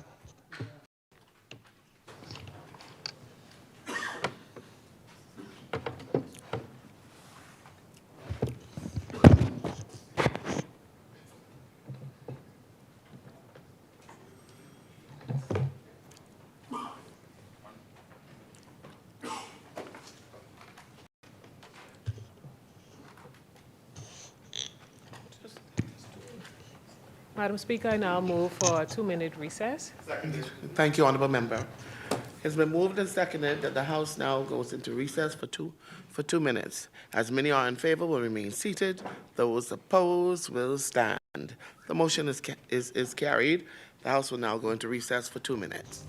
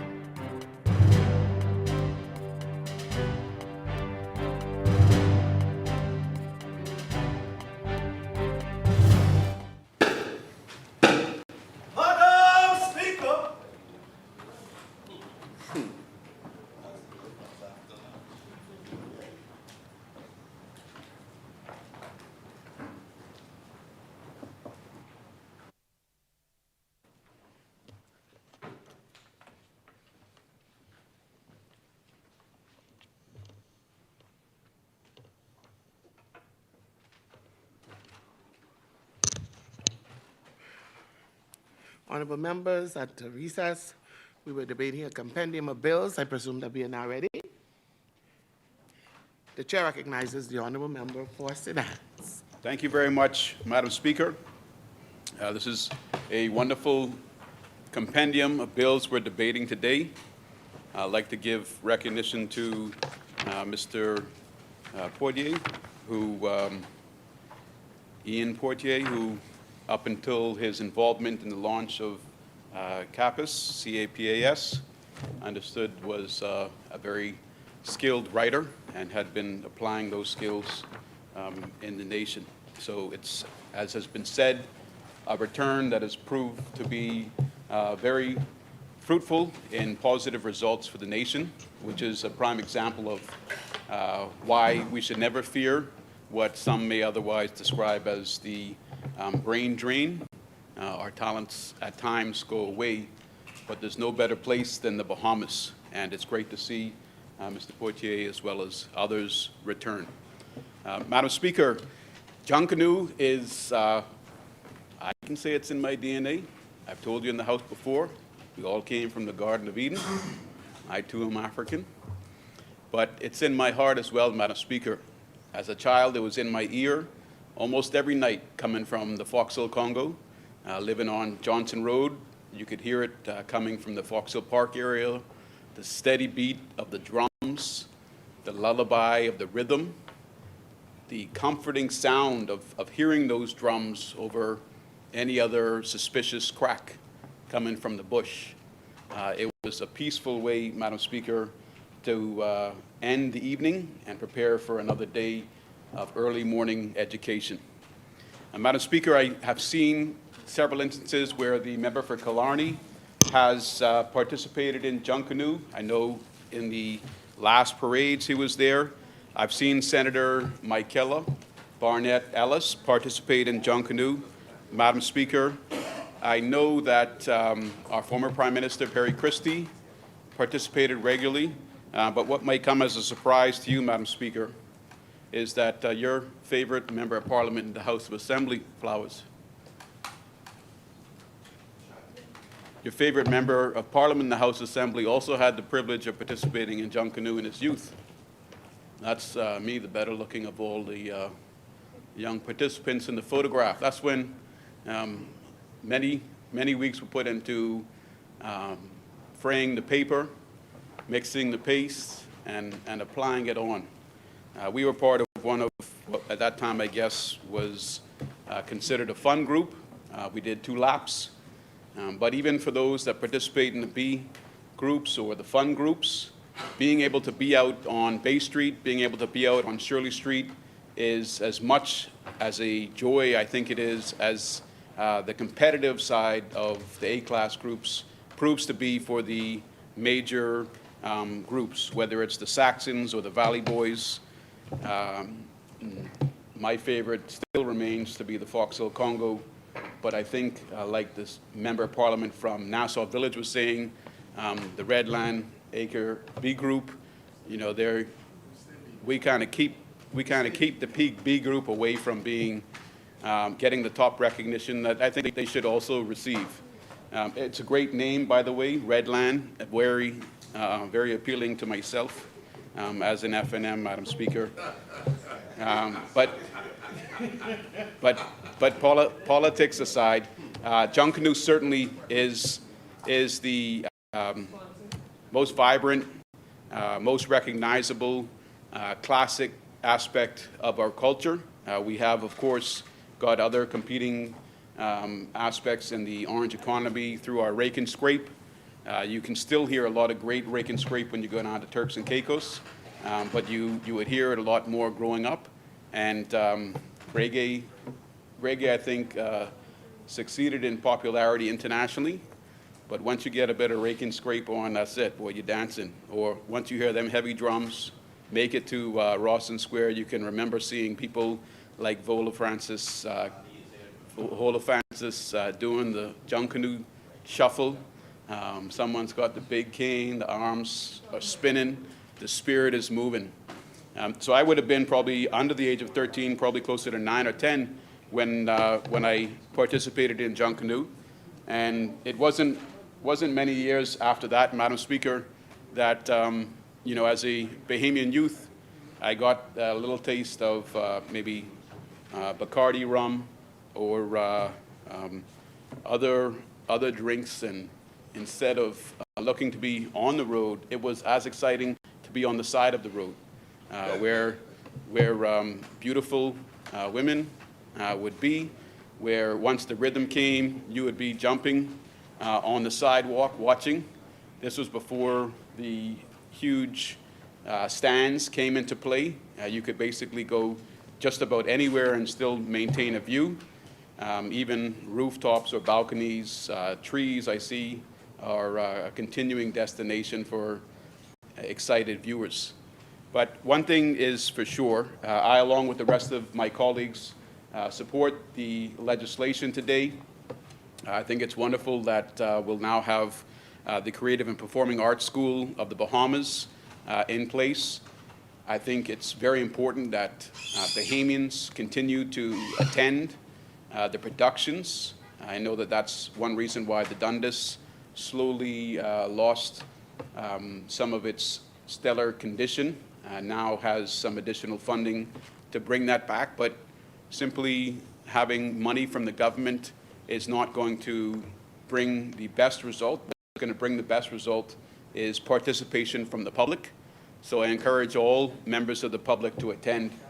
As a member of Parliament, there's been a tradition that an MP would receive a few tickets for each of the Junkanoo sessions. Those amounts went from a few down to 2 per event, but we still have full crowds. And I think that I think there should always be instances where opportunities for persons to receive complimentary seats should be considered, Madam Speaker, even if it is certain nonprofit organizations that don't receive them directly, but you know, the money that they do have barely puts together enough funding for them for food and shelter and activities through the year. Allowing all segments of our society to experience it, I think, would be wonderful. I think last year, or it was either New Year's or Christmas, we saw a young lady from the handicap community participating. She was extremely excited about it, and I think she became a national icon. At least the image of her participating was iconic. So we, on behalf of the opposition, continue to support this great work being run by Bahamians and encourage all persons to participate in either attending CAPUS or watching their performances, providing a little bit of funding when they can, whether it's simply through ticket purchase or through donation. And it'll be wonderful when the public can attend some of the first productions. Hopefully this will be open even to the high schools and primary schools, not just the productions, but the actual intrigue and academic and performance skill side of it, because it should be certainly a vocation that they're exposed to. And we all know what's coming in the next administration. So, you know, the heights that a person with a background in the orange economy can achieve have no limit in our country. With those comments, Madam Speaker, the good member for St. Anne's once again thanks you for your time and will rest. Thank you. I like when you act like this. Thank you, Honourable Member. Good job. As many, the chair recognizes the Honourable Member for Golden Gates. All right, Madam Speaker, I stand on behalf of the wonderful people of Golden Gates to bring it home for the Creative Compendium that is before us today. Thank God for the opportunity to stand here to represent those great people in this wonderful house. So, Madam Speaker, I definitely rise in full and robust support of this compendium of creative bills.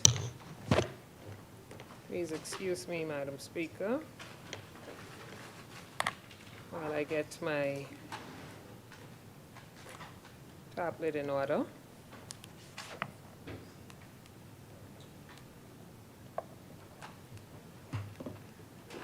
It's when you're moving in automated, into the automated world.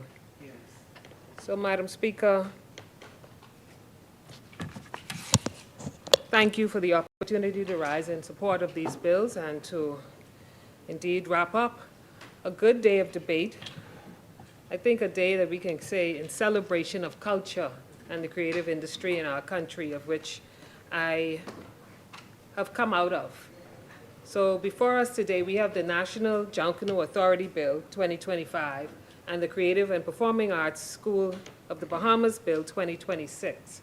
And I don't only support this in my role as a member of parliament, but as someone who has spent the better part of my life immersed, I would say, in the creative world, in the orange economy. And I felt both the beauty of what that means to be a creative Bahamian and the frustration of what it means to be a creative Bahamian, watching sometimes extraordinary talent go without structure, go without protections, that has come up a few times today, and without a proper space for nurturing and training and mentorship. So these bills give our talent that space, and definitely long overdue. Madam Speaker, I want to begin with Junkanoo, because Junkanoo is the dominant expression of our culture. It also has been termed the heartbeat of, absolutely, that's what it is, and it's the first language through which the Bahamian creative spirit was spoken. I want to acknowledge my good cousin, Vola, who was here earlier today, the leader of the great, mighty Shell Saxon superstars, great and mighty Shell Saxon superstars. And I've had my share of fringing and tricking costumes over the years. Never made it on to Bay, but definitely have participated in terms of the creation of costumes. My colleague, the member for Garden Hills, this morning he articulated very well and very clearly, beautifully in fact. And I want to echo something that he said that I believe must not be lost in the details of governance, structures, and the board compositions. He said that Junkanoo is the Bahamas at its best. Yes. I support that statement. I agree completely, and I want to add this. Junkanoo has always been self-sufficient in spirit, but what it has lacked is institutional structure, institutional support. The people who give their lives to Junkanoo, they spend months in the shacks. We've heard everybody's talk about the process. They engineer from cardboard these magnificent costumes, these awe-inspiring costumes, and they carry the tradition in their minds and their bodies. They do it for the love. But love, as powerful as it is not governance structure. And community without support and accountability cannot sustain a national institution of this magnitude any longer. Madam Speaker, today, Junkanoo touches every dimension of our national life. In fact, we can't have an event if you don't round it off with some good old Junkanoo. So Junkanoo doesn't only encompass the performance that we see, it encompasses the tourism promotion, broadcasting rights, definitely intellectual property, talent cultivation, and of course, one that's important for us, youth development, as you would have heard the member for Angliston speak about. Yet until this bill, the systems supporting Junkanoo were seasonal, they were makeshift in some instances, and they were definitely strained by the limitations of volunteerism. But this bill corrects that, Madam Speaker. It establishes a permanent statutory foundation that Junkanoo has always deserved, not to control it like that narrative that was put out there, Madam Speaker, but to protect it, not to own it, but to ensure that it endures, it sustains, it grows, and it positions our people as participants in the global cultural economy, rather than simply performers. I highly commend our Prime Minister. I absolutely commend our Minister responsible for culture, my good brother from Garden Hills, who took the licks and kept on ticking. And this administration for having the courage, the fortitude to move this bill forward in the face of considerable noise. I didn't want to say. Leadership isn't about avoiding discomfort, and our administration demonstrates that with all that we do. Leadership is about acting on behalf of the people even when it is not convenient, because of the conviction that we are doing the right thing. And I know one person who is convicted that we are doing the right thing is the member for Garden Hills. And again, my brother, I commend you for bringing this home. This bill reflects that kind of leadership that I'm talking about, and I'm proud to support it, Madam Speaker, because as the member for Garden Hills says, this is the Bahamas at its best, and we want to protect that parade that is now mushroomed into something so much bigger. So thank you, Honorable Member for Garden Hills, for bringing it home. Madam Speaker, I now want to speak about something that is very close to my heart. I want to speak about CAPUS. You see the smile on my face. The Creative and Performing Arts School of the Bahamas is here, and I want to speak about it the only way I know how. And that is from my own well of passion and enthusiasm and personal experience that I'm so, so proud of, and I make no apologies for as a creative. The truth is, Madam Speaker, I wish something like this, I've said it before, existed when it was my time, when I was coming up. I want every young Bahamian listening today, every dancer, every singer, every writer, every actor, every musician, every songwriter, every producer, to hear this. What this establishes for you is the support we did not have before, plain and simple, and you deserve it. Madam Speaker, I stepped into this industry as a very young teenager. Then in 1999, I shifted from being a talent to training and mentoring and managing talent when I opened my modeling and talent agency. And that agency, since 1999, is still in existence today. Over the course of those years, I've trained thousands of young Bahamians in the creative and performing arts. Some of them are students at CAPUS today. And every single one of them was hungry for something that the formal systems of this country could not yet provide. Structured training, access to markets, a legitimate pathway to a career in the creative industry. Over the years, I saw what happened when the creative hunger went unfed. Some of our most talented people left. Some were exploited. Others gave up. And the nation lost gifts that were not positioned to develop. That is why I also founded Island MMTS many years ago to fill the gap that no institution existed to fill. I brought producers, record labels, production companies, modeling agencies, talent scouts from around the United States, Europe, Canada, Asia, to the Bahamas, so that Bahamian creatives would not have to board a plane just to be seen, and Caribbean talent could be exposed to the world right here in the Bahamas. In July of 2015, almost 400 singers, actors, songwriters, musicians, music producers, models, actors, talent converged in Nassau to showcase their gifts to the world with real hopes of accessing career paths nationally, regionally, and internationally. And many did. I have some who are still writing for the likes of Chris Brown, and through that same experience that I curated here in the Bahamas. And Madam Speaker, I'm sharing that story because every single thing that I did with Island MMTS, every connection I made, every scout I brought, every panel I convened, I did because an institution like CAPUS didn't exist yet. But CAPUS changes that, Madam Speaker. The existence of CAPUS means the young creative who is out there right now, practicing in their bedroom in front of the mirror, performing on a school concert or a school play, drawing costumes in a notebook, he or she now has a national institution standing strong behind them, specifically developed to harness and grow their talents. CAPUS will provide tertiary level education and technical training in the creative, performing, and production arts. And Madam Speaker, I didn't want to interrupt him at the time. The member for Long Island, he mentioned we should give it more thoughtful implementation. Well, I reviewed this bill, like Nassau Village said, in detail, to a granular level. And I think he may have missed some points. I would like to say that we will know that tuition for Bahamians, there is none. He talked about supporting persons with tuition.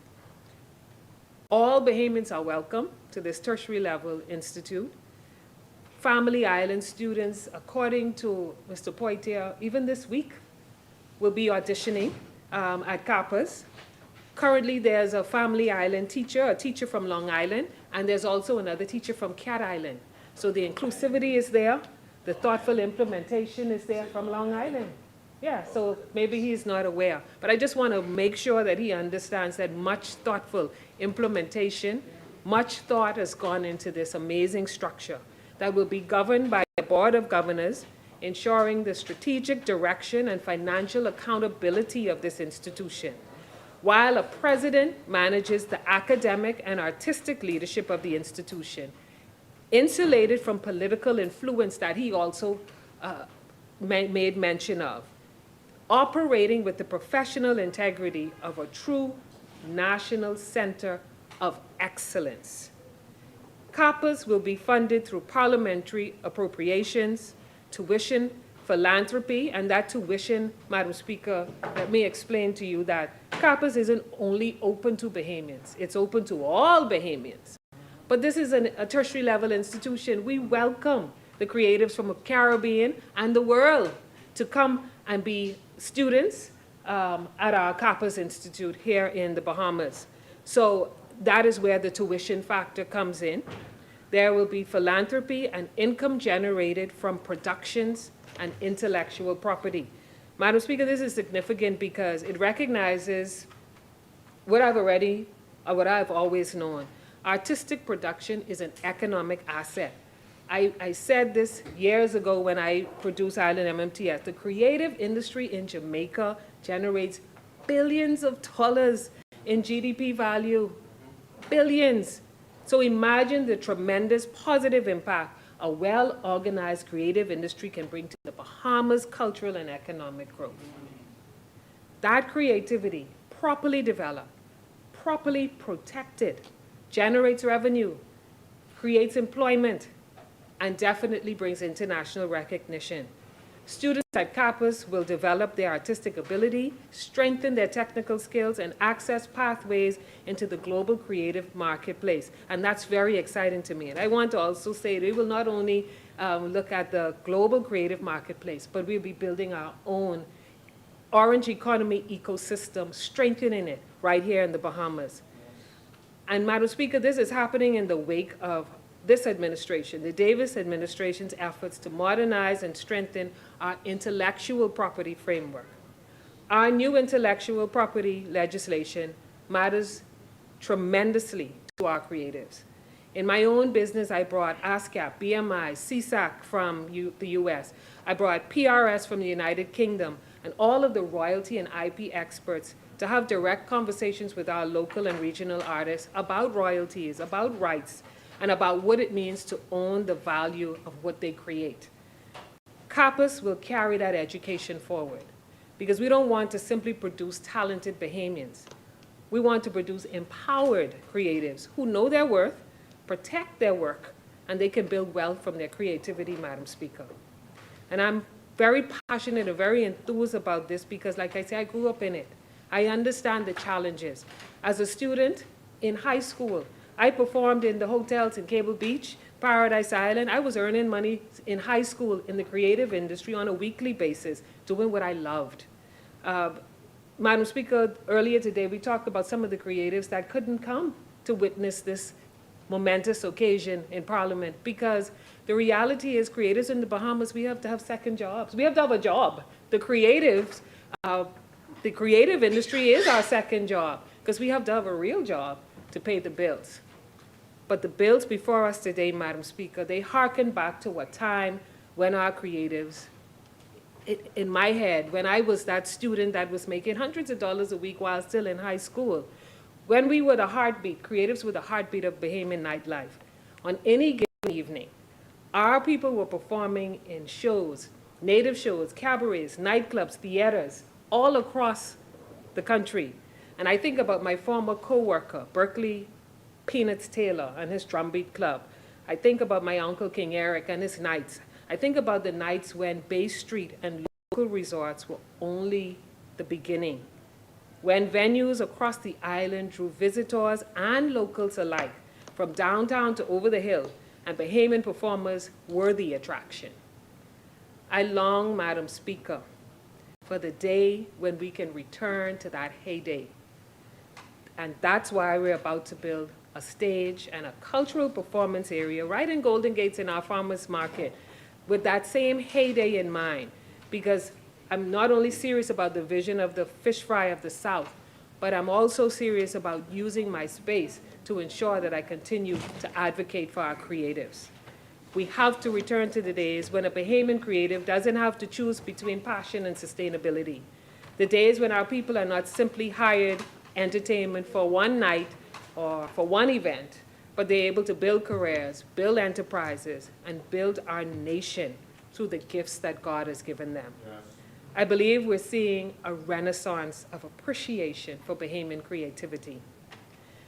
There has been, Madam Speaker, I repeat, very thoughtful implementation of this CAPUS and Junkanoo bills.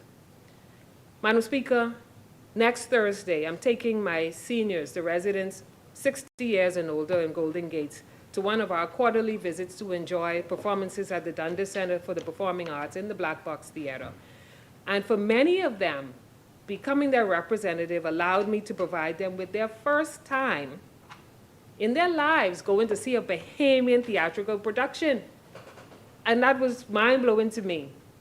So we have people going on 6 decades in this country who never sat and enjoyed a Bahamian production or Bahamian theater. And every time we make those trips, our first-timers are always pleasantly surprised. We laugh until we cry, and we cry even more, and we laugh even more. And they cannot believe that they waited so long to enjoy local talent. They say to me, they never knew we had talent like this. But that, Madam Speaker, is the cost of not investing in our creative arts and our creative industry.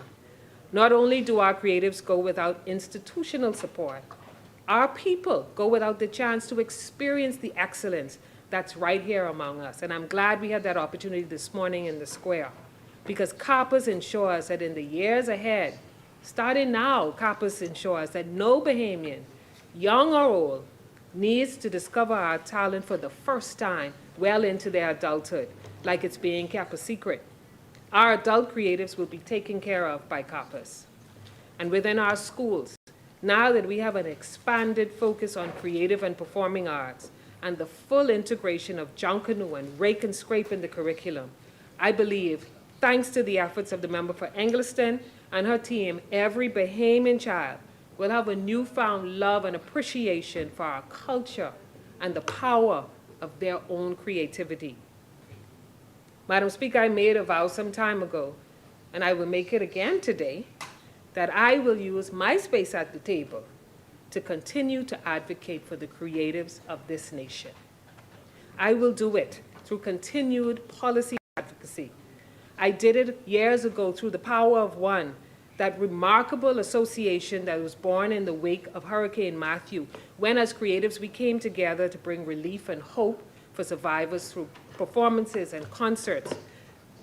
When they proved that even in disaster, our culture, our music was healing. I've done it through the pageant industry, through talent scouting, through telling every young creative I meet about this new opportunity called CAPUS. CAPUS is now that opportunity, creatives.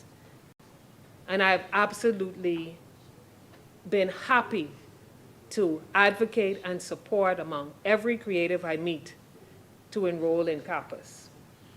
Madam Speaker, these bills did not arrive today by chance.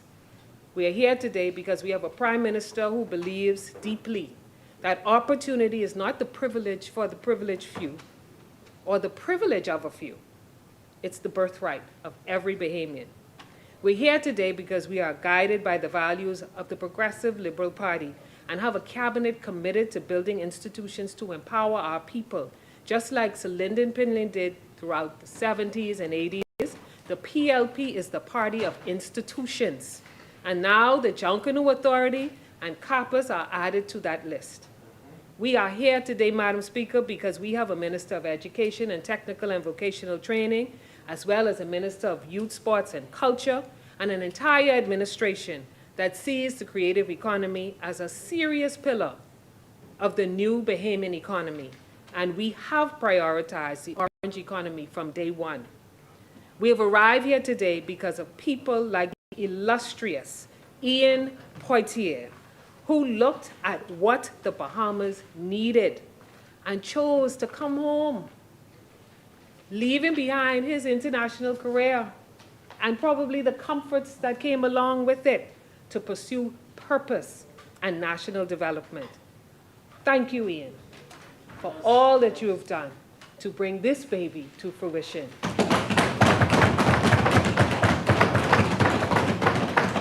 And thank you to everyone who was instrumental in making today happen. Thank you for seeing it through. Thank you for not accepting the argument that we're not ready. Thank you for understanding that we are ready. We've always been ready. We just needed the institutions in place. Madam Speaker, opportunity is the central promise of this Davis administration.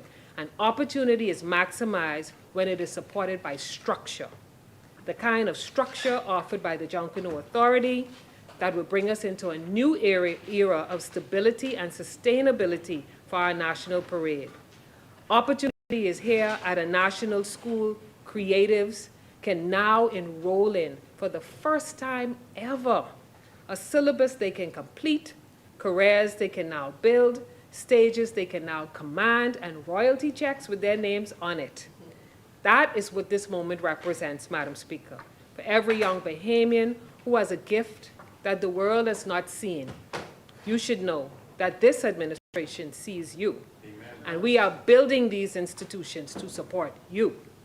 We're making sure that this nation is ready to receive everything you have to give. And Madam Speaker, Golden Gates wholeheartedly, passionately, and emphatically supports these two bills, and I thank you for the opportunity, Madam Speaker.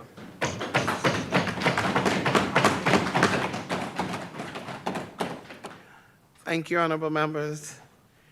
It has been moved and seconded that the following bill be read a second time and committed.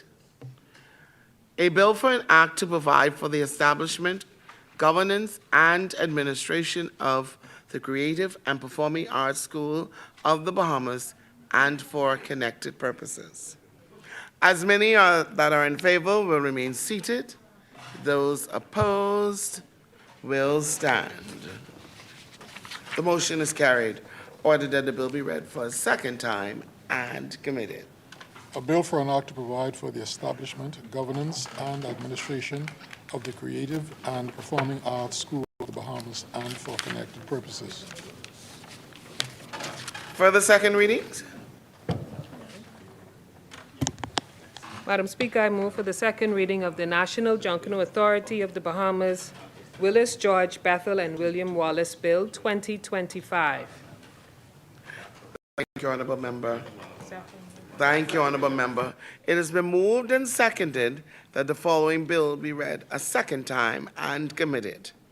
A bill for an act to establish the Junkanoo Authority of the Bahamas to govern, regulate, manage, promote, and develop Junkanoo as a national cultural heritage and for connected purposes. As many are in favor will remain seated. Those opposed will stand. The motion is carried. Ordered that the bill be read a second time and committed. A bill for an act to establish the Junkanoo Authority of the Bahamas to govern, regulate, manage, promote, and develop Junkanoo as a national cultural heritage and for connected purposes. For the second readings? No further second readings, Madam Speaker. Thank you, honorable member. Committee of the Whole? Madam Speaker, I move that the House do now resolve itself into the Committee of the Whole with the Deputy Speaker in the chair. Thank you, honorable members. It has been moved and seconded, the House do now resolve itself into the Committee of the Whole with the Deputy Speaker in the chair. As many are in favor will remain seated. Those opposed will stand. The motion is carried. The House will now resolve itself into the Committee of the Whole with the Deputy Speaker in the chair.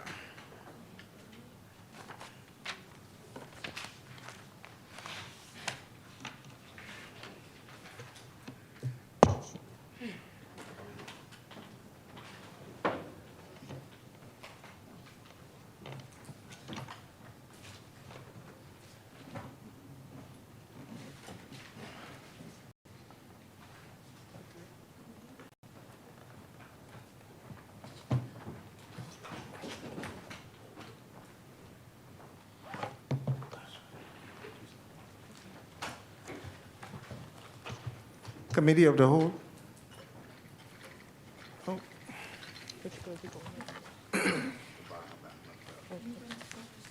Mr. Deputy, I move that the long title of the bill be, of the VAT Added Tax Amendment Bill 2026 be agreed. Is there a second? It has been moved and seconded that the long title of the bill be agreed. As many as are in favor will remain seated. Those opposed will stand.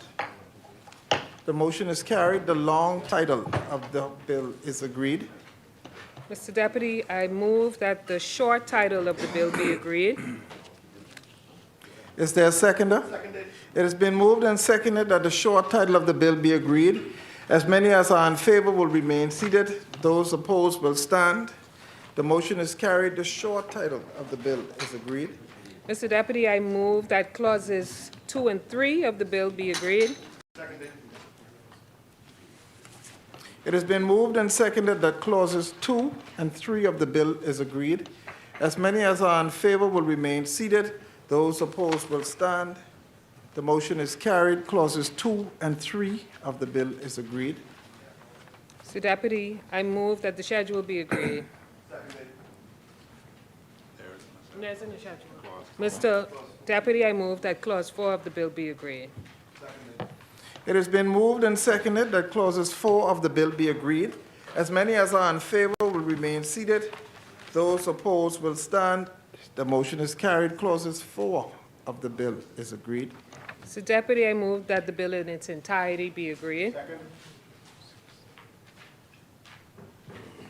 It has been moved and seconded that the bill in its entirety be agreed.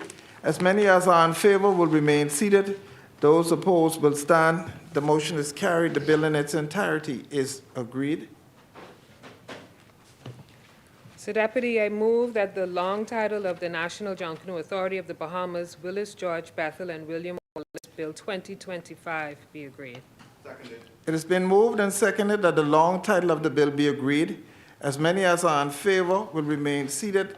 Those opposed will stand. The motion is carried. The long title of this bill is agreed. Mr. Deputy, I move that the short title of this bill is agreed. It has been moved and seconded that the short title of the bill be agreed. As many as are in favor will remain seated. Those opposed will stand. The motion is carried. The short title of this bill is agreed.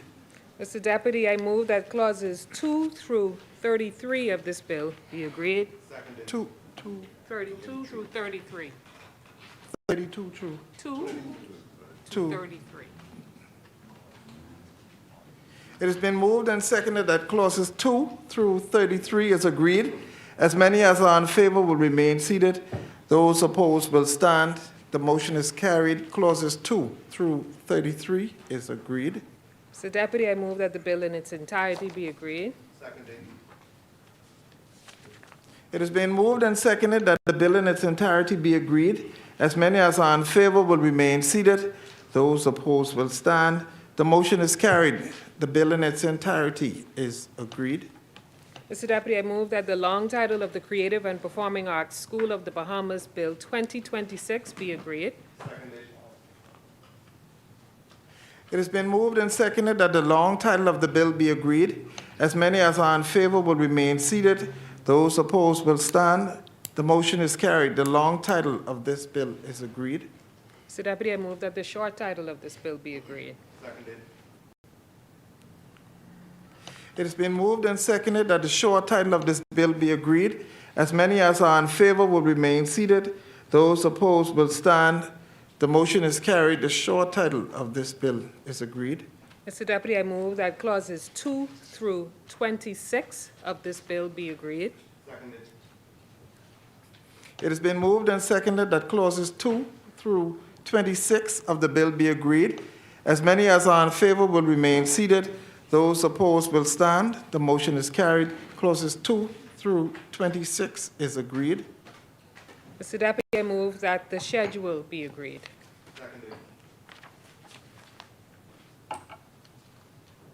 It has been moved and seconded that the schedule of the bill be agreed. As many as are in favor will remain seated. Those opposed will stand. The motion is carried. The schedule of the bill is agreed. Mr. Deputy, I move that the bill in its entirety be agreed.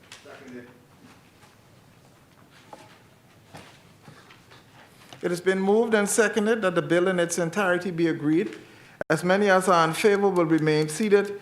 Those opposed will stand. The motion is carried. The bill in its entirety is agreed.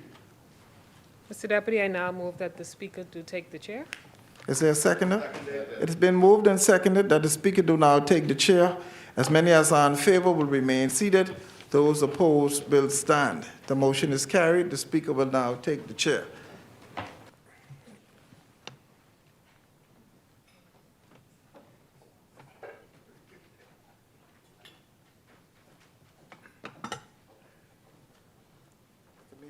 The whole has examined several bills, making no amendments thereto.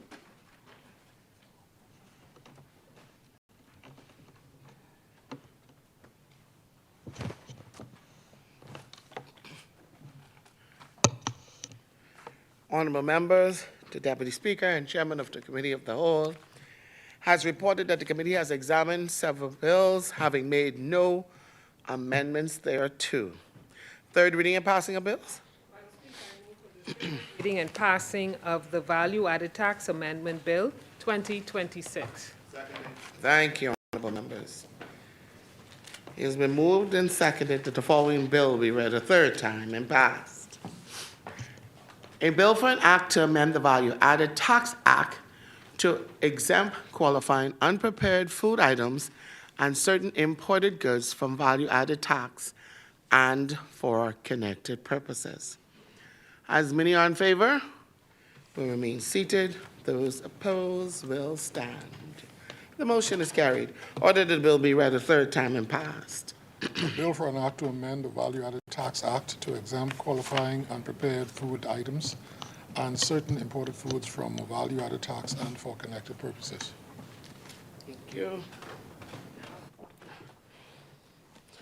Order that this bill do now pass and the title thereof declared to be Value-Added Tax Amendment Act 2026. Further third readings?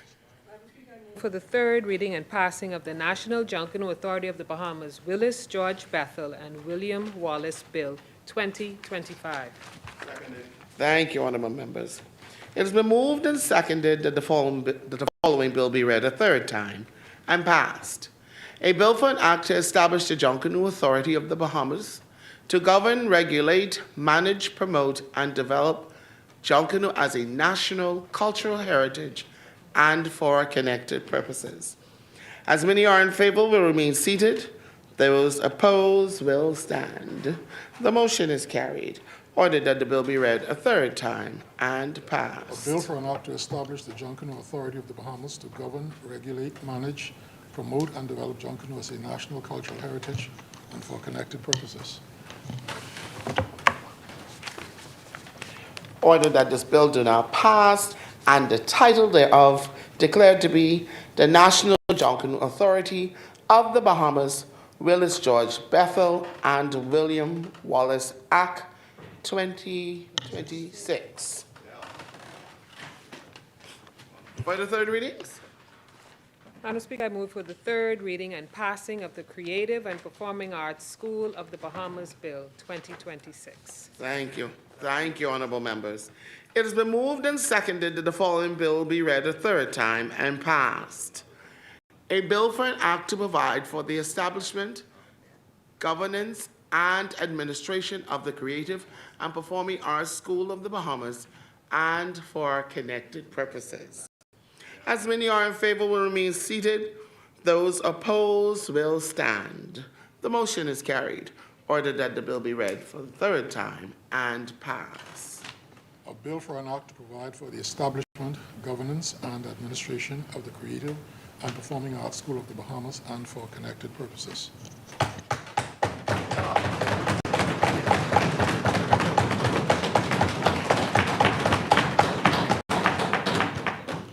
Well, Ian, order that this bill do now pass and the title thereof declared to be Creative and Performing Arts School of the Bahamas Bill Act 2026.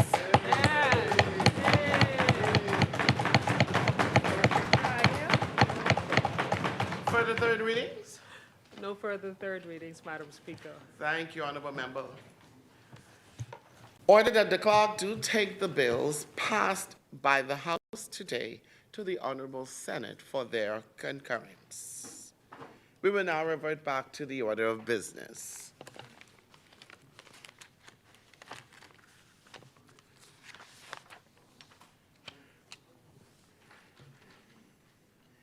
Consideration of Senate amendments, resolutions.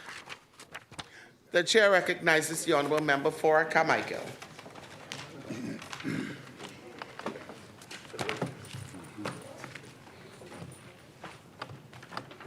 Madam Speaker, I rise in respect to the resolution of the Treaty.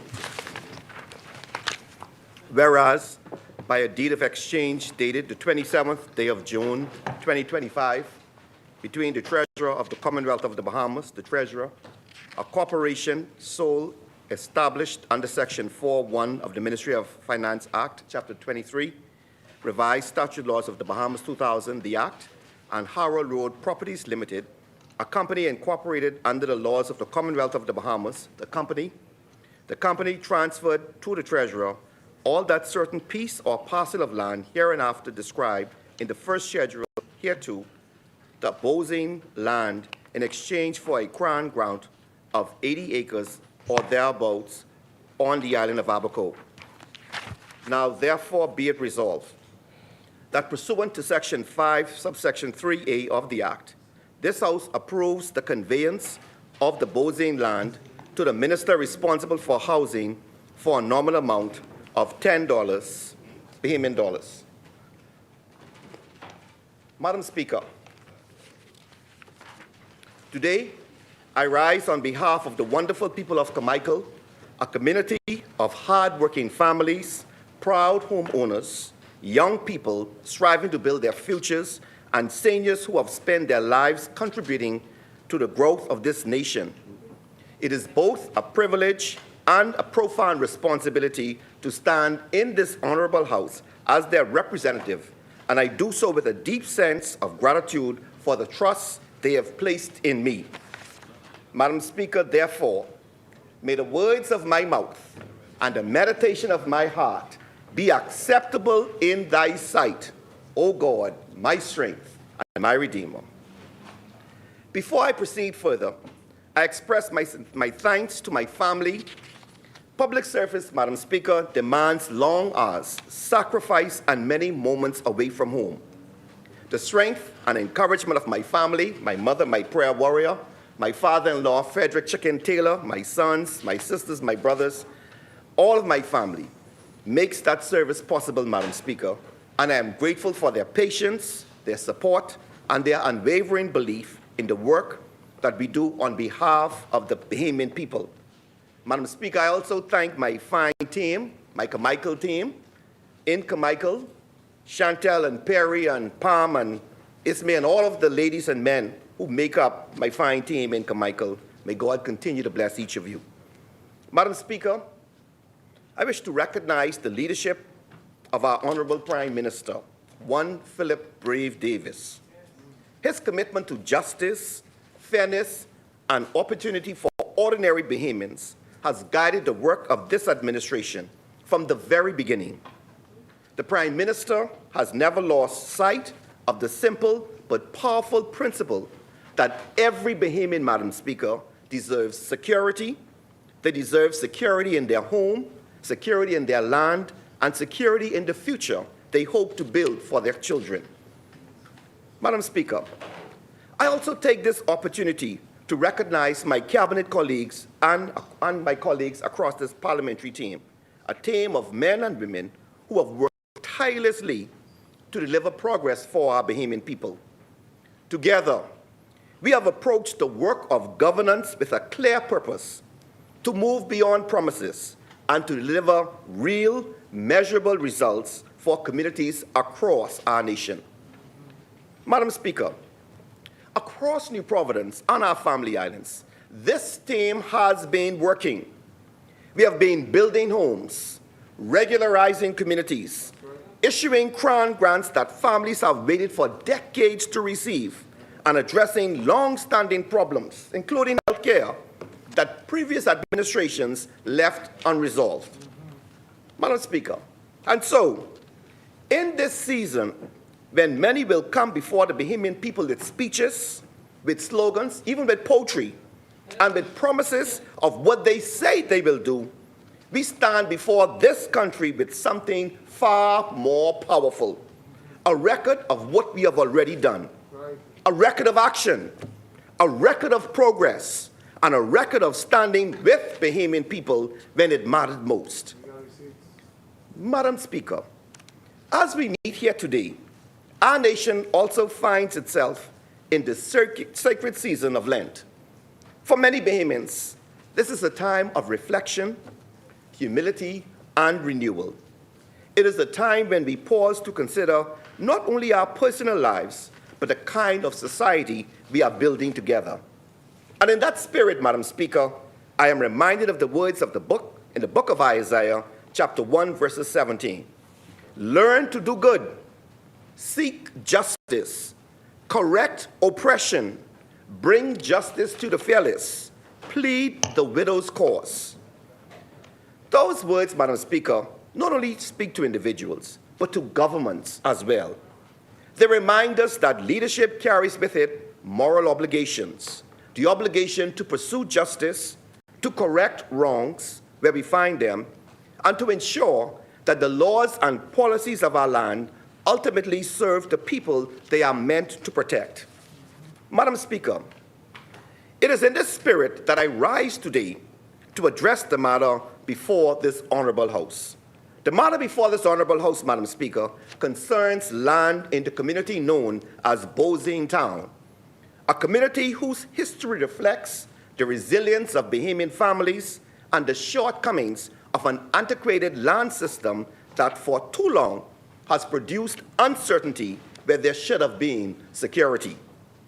Madam Speaker, the origins of this matter stretch back for more than 60 years. 60 years, Madam Speaker. In 1962, a quieting titles petition was filed in the Supreme Court in respect of approximately 148 acres of land in the area now known as Bozine Town. At the time, the petition sought to establish ownership of that acreage through the legal processes provided under the law. Madam Speaker, under our system, when a quieting titles petition is filed, the land in question effectively becomes subject to that court proceedings. In practical terms, the filing of that petition interrupts the running of time for the purpose of adverse possession. In other words, while the petition remains in the court, the ordinary passage of time that might otherwise allow long and continuous occupation of land to mature into legal ownership does not operate in the usual way. Now, here is where the difficulty arises, Madam Speaker. That petition, having been filed in 1962, remained unresolved for decades. Madam Speaker, While that legal proceeding sat quietly in the background of the court system, life continued on the ground. Families purchased parcels of land within the area. Homes were constructed. Children were raised. Gardens were planted. What began, Madam Speaker, as a scattered lots gradually developed into a real and vibrant community, the community that we now know as Bozane Town. Madam Speaker, many of the residents who purchased land during those years did so in good faith. They believed they were securing a place where their families could live, they could build, and they could grow.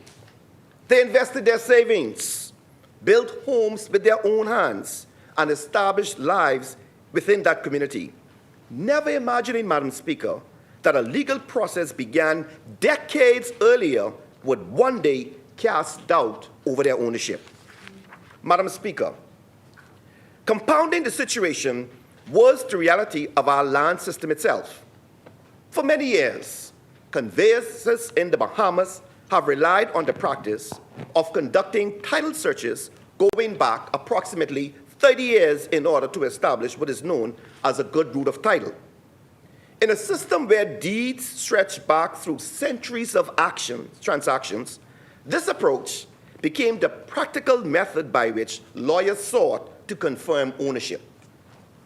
Madam Speaker, but in a system already burdened by incomplete indexing, fragmented records, and multiple potential chains of title, it was entirely possible for a search going back 30 years not to reveal the existence of a court petition filed 40 or 50 or even 60 years earlier.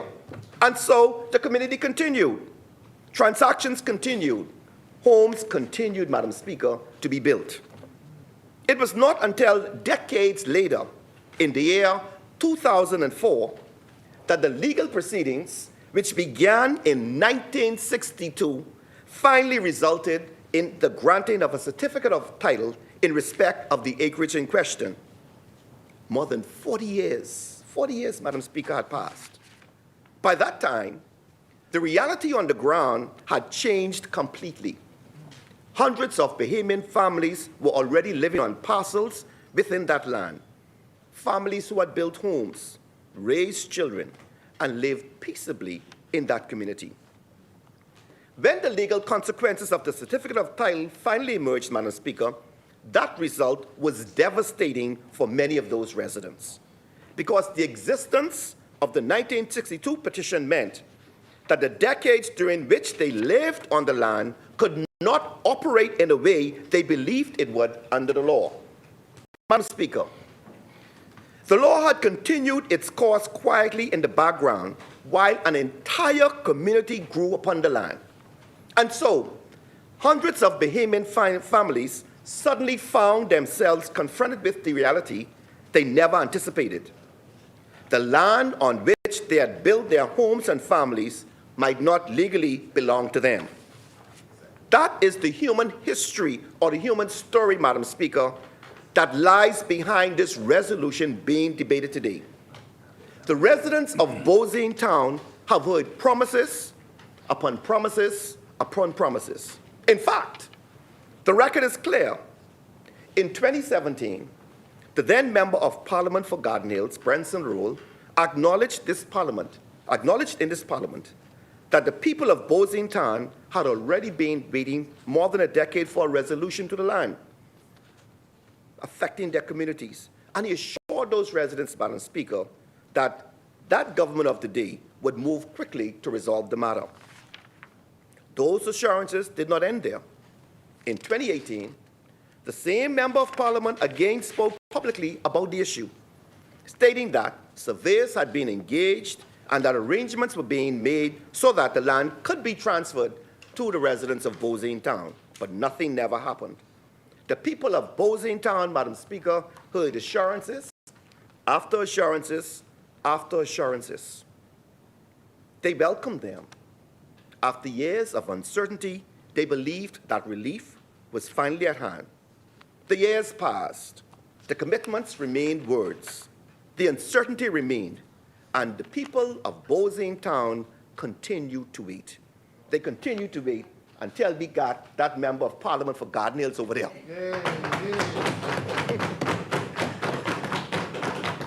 That is why, Madam Speaker, this moment exists today. Choose progress. Choose progress, Madam Speaker, because under the leadership of the Honorable Philip Brave Davis, this government has made a simple but powerful decision that the time for waiting is over. Madam Speaker, it was not until the 27th of June 2025, by a deed of exchange made between the Treasurer and Harold Road Properties, that the Bozing land was finally transferred to the Treasurer. Last week, Wednesday, Madam Speaker, you would recall, the resolution to transfer this land to the Minister of Housing was tabled in this Honorable House by the Member of Parliament for Garden Hills. And here we are today. I say again, choose progress. Madam Speaker, this Prime Minister understands something fundamental about leadership. Leadership is not measured by promises we make. Leadership is measured by the problems we solve. And that is exactly what this Prime Minister and this administration is doing. Amen. Madam Speaker, we saw it in southern New Providence, where hundreds of Bahamian families built their homes without legal title and lived on land with uncertainty. Governments studied the problem. Governments discussed the problem. Governments promised to fix the problem. But it was under the leadership of a caring PLP government that negotiations were completed, and those families are now receiving titles to their land on which they now live. Madam Speaker, we ain't stopped there. We saw it in Fox Hill, where residents who had lived on land and cared for the land for generations finally received the intervention of the government to secure their titles. It didn't stop there, Madam Speaker. This is progress. Choose progress, Madam Speaker. We saw it in Moores Island, where Bahamian families waited for decades upon decades for title to the land they had occupied for generations. You see, Madam Speaker, here, we must recognize that land creates wealth. Amen. Land creates wealth. For years, Madam Speaker, in Moores Island, the matter lingered unresolved. It was under this Davis administration again that the work was done, and over 200, we're near 300 now, conveyances deeds were issued to the people. Madam Speaker, I would wish to thank the real estate unit within the Ministry of Housing for ensuring that those persons receive their conveyances. Mr. Owen Curry, the Acting First Assistant Secretary, Ms. Vidalia Burrows, the Assistant Secretary in my office, Ms. Pamela Lowe-Glinton, the Chief Clerk, and Ms. Alexis Boodle, the Customer Service Representative. Madam Speaker, they were going back and forth between these islands, ensuring that we left no stone unturned and that the directive of the Honorable Prime Minister was carried out. I want to commend my team at the Ministry of Housing. Madam Speaker, we also saw it in Abaco as well, where similar circumstances arose involving land claims rooted in petitions filed as far back as the 1960s.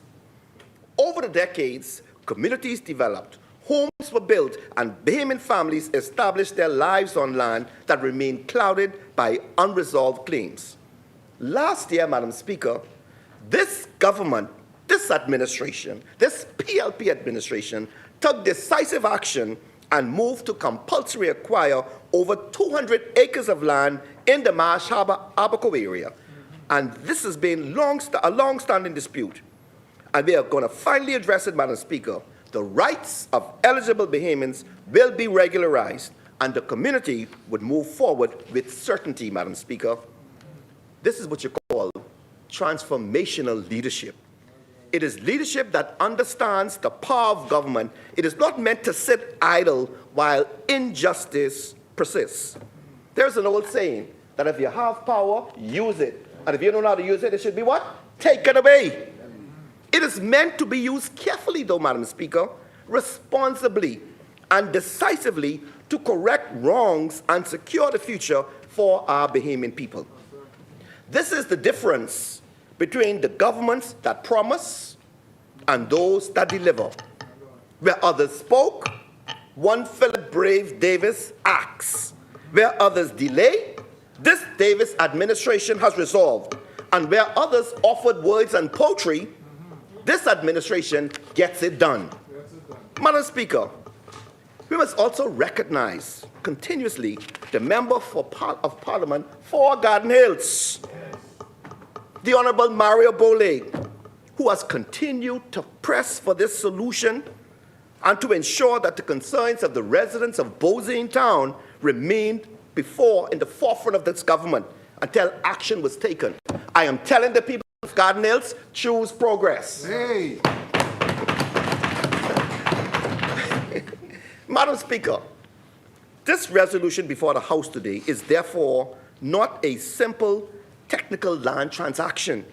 It represents the determination of this government to bring justice and certainty to a community that has waited far too long. The circumstances surrounding Bozine Town also highlight, Madam Speaker, something deeper about the system of land ownership in this country. They demonstrate in practical terms why the reforms this government has begun in the area of land administration are not simply desirable, but are absolutely necessary. The events that unfolded in Bozine Town were not caused by the residents. They were the result of structural weaknesses within our land system, a system that has evolved over centuries but has never been comprehensively modernized. We operate in a system where title is traced through chains of deeds. We operate in a system where competing claims can arise decades after transactions have taken place. And we operate in a system where court proceedings relating to land can remain resolved for many years while life continues to go on. Few persons looking at the circumstances of Bozine Town would say that such a situation represents the kind of certainty a modern country should not aspire to. Few would say it is fair for families to build homes, raise children, and live peaceably on land for decades, only to discover that legal proceedings from generations before has suddenly unsettled their position. Madam Speaker, that is precisely why this government has embarked upon the most significant program of land reform this country has seen in modern history. Through the Land Adjudication Bill and the Registered Land Bill, we are moving this country toward a system where land ownership is clearly recorded, where boundaries are properly surveyed, and where once ownership is established, it is protected by the state and reflected in a national register. And I want, Madam Speaker, to again commend the Honorable Attorney General, the Honorable Ryan Pinder, and his fine team in the Office of the Attorney General. We are doing the heavy lifting. Again, Madam Speaker, I say, choose progress. The same principle, Madam Speaker, applies in Grand Bahama. Recent arbitration has brought a level of clarity that has been absent for decades. It has confirmed that the government of the Bahamas possess both the authority and the tools necessary to ensure that the development of Grand Bahama proceeds in the national interest. The era of hesitation and endless pleading is over. The path forward is clear. Those who wish to put their heads in the sand or misrepresent that reality may continue to do so. But the fact remains that the government now has both the mandate and the means to move forward. And with this government and with this Prime Minister, we will move forward with purpose, with confidence, and with progress. And I say to the Grand Bahamians, choose progress. Yes. Madam Speaker, but the events in Bozine Town have also highlighted another issue which must be examined carefully, and that is the operation of the Quieting Titles Act itself. Under the present law, a petition may be filed and can remain before the courts for many years. During that time, the legal consequences of that petition may lie quietly in the background while people's lives on the land and community develop. It cannot be right, Madam Speaker, that a proceeding filed decades earlier can remain dormant for 40 years and then suddenly emerge to determine the rights of persons who have lived on the land for generations. That is a matter which requires careful study. It raises questions about procedural fairness, about property rights, and about the proper administration of justice. The government has therefore begun examining whether reforms may be necessary to ensure that such proceedings cannot remain dormant indefinitely without some process by which they are either revived or brought to a conclusion. This is a complex issue, Madam Speaker, and it must be approached carefully. But I believe very few people looking at the circumstances surrounding Bosing Town would say that the present situation is either desirable or just. Madam Speaker, and if I may say so, these weaknesses in our system are not confined to dispute between private parties. As Minister responsible for housing, I have seen situations where land belonging to the government of the Bahamas, land belonging to the Bahamian people, has been challenged by individuals appearing with documents that have no foundation in law or in reality. People arrive with pieces of paper claiming ownership of Crown land, claiming ownership of land developed by the government for housing, claiming ownership of land that has belonged to the Bahamian people for generations. The property of the Bahamian people must be protected. This government will not allow public land to be taken through confusion, through abuse of our antiquated land system, or through documents that cannot withstand proper legal scrutiny. We will protect the interests of the Bahamian people, and we will continue to modernize our land system so that rightful ownership is clear, defensible, and secure. Because at the end of the day, Madam Speaker, land in this country is not simply an asset.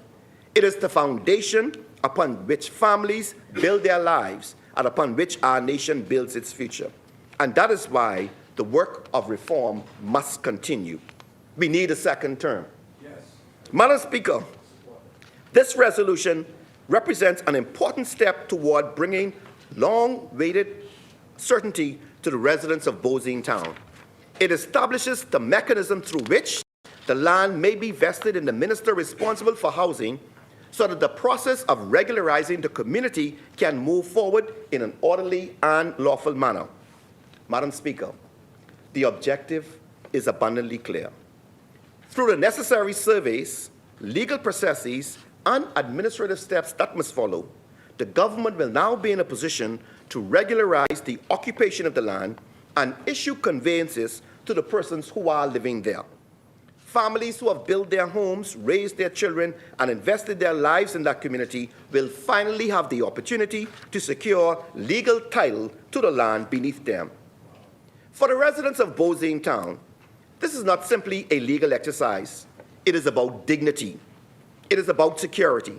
It is about knowing that your home you built with your savings and your labor is protected and recognized by law. And once that process of regularization is completed, Madam Speaker, the real transformation of the community can begin. With secure title comes the ability to organize and plan the community. Infrastructure can be improved. Roads can be regularized. Families can invest in their homes with confidence. Young Bahamians who grew up in that community can build their futures on land that is properly theirs. Madam Speaker, in that way, what begins as the resolution of a decades-old dispute becomes the foundation for new opportunity. Opportunity for home ownership, opportunity for community development, opportunity for the orderly growth of housing in that area that has long been held back by uncertainty. Madam Speaker, this is what progress looks like. Not endless promises, not issues left to drift for another decade, but government taking practical steps to resolve problems that have lingered for generations. Under the leadership of the Honorable Prime Minister, this government has demonstrated time and time again that we are prepared to confront those long-standing issues and bring them to resolution. There are moments in life, Madam Speaker, of a nation when leadership must rise above administration and become truly transformational. I say without hesitation that what we are witnessing under the leadership of our Prime Minister is precisely that kind of leadership. Across this country, through legislative reform, direct government action, and the willingness to confront problems that others allowed to linger for decades, this administration has begun to repair one of the most complicated and troubled areas of our national life, our land registry system. Madam Speaker, people can talk about reform. We are talking about progress. People can promise reform, but the truth is, there is no Prime Minister in the history of the Commonwealth of the Bahamas who can point to this level of direct intervention in our land system to deliver progress for our Bahamians. I say that, Madam Speaker, with the greatest respect to those who have served before, including the one whom I served under before. But the scale of what is being done by this government is without precedent. Communities are being regularized. Crown grants that families waited decades upon decades upon decades to receive are finally being issued. Yes. Long-standing disputes are being resolved. And thousands of Bahamian families, Madam Speaker, are directly benefiting from action that is bringing certainty where there was once only uncertainty. This is not rhetoric, Madam Speaker. This is leadership in action. It is leadership that understands that the power of government must be used carefully but decisively to deliver justice and opportunity for the Bahamian people. Madam Speaker, I am reminded of the book of Proverbs, chapter 29, verse 2. When the righteous are in authority, the people rejoice. Yes. Madam Speaker, across communities from southern New Providence to Fox Hill, from Moores Island to Abaco, and now here in Bozine Town, Bahamian families, Madam Speaker, are rejoicing because progress is finally being delivered, and under a leadership of a Prime Minister that who truly works. That is the difference, Madam Speaker, between governments that promise and governments that deliver. This government, Madam Speaker, believes in progress. We believe in empowering Bahamians, and we believe that families who have built their lives on the land of this country deserve the security of knowing that it is truly theirs. Madam Speaker, the work continues. Ministry of Housing and Urban Renewal, get ready as progress continues. And to the Bahamian people, the message is simple: choose progress. Madam Speaker, I commend this resolution to this Honorable House, and may God continue to bless this Commonwealth of the Bahamas. Thank you, Honourable Member. The Chair recognizes the Honourable Member for Golden Gates. Madam Speaker, I move that the House does proceed beyond the 7 o'clock hour. Thank you, Honourable Member. It has been moved and seconded that the business of this House proceed beyond the 7 p.m. hour. As many are in favor will remain seated. Those opposed will stand. The motion is carried. The business of this House will now proceed beyond the 7 p.m. hour. As many. Madam Speaker. The Chair recognizes the Honourable Member for Garden Hills. Madam Speaker, as the Member of Parliament for Garden Hills constituency, which Bozine Town is a part of, I proudly stand here today to support this resolution. Today, we move one step closer to delivering that long-awaited relief for the people of Bozine Town. People of Bozine Town, you ask, it has been delivered. Your conveyance is on the way.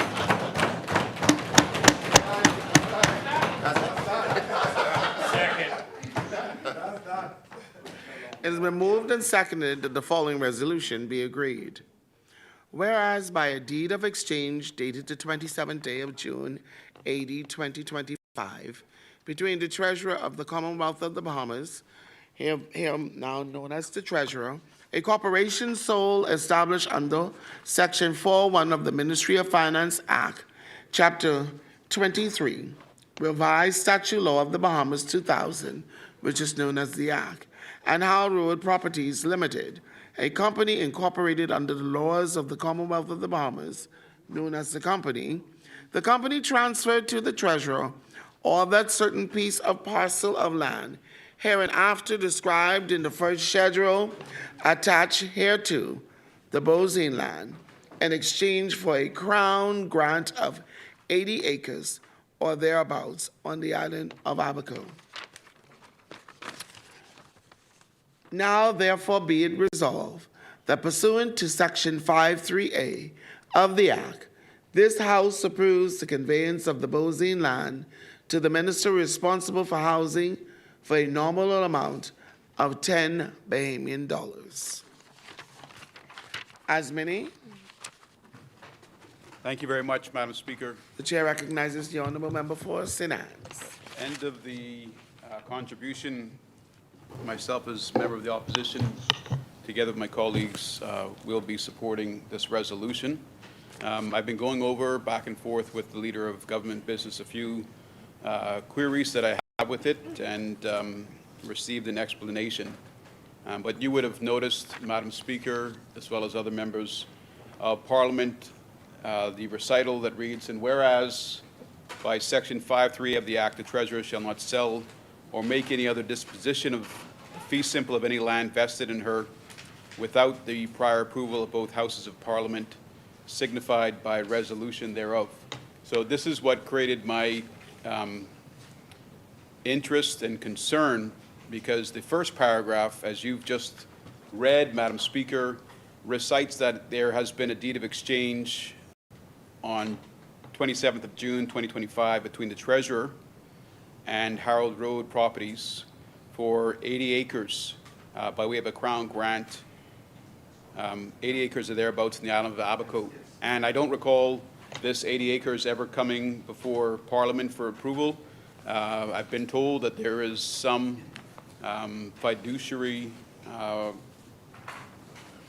ballerina dance between when the Treasurer has it as Treasurer and when the Treasurer has it as Treasurer of Crown land.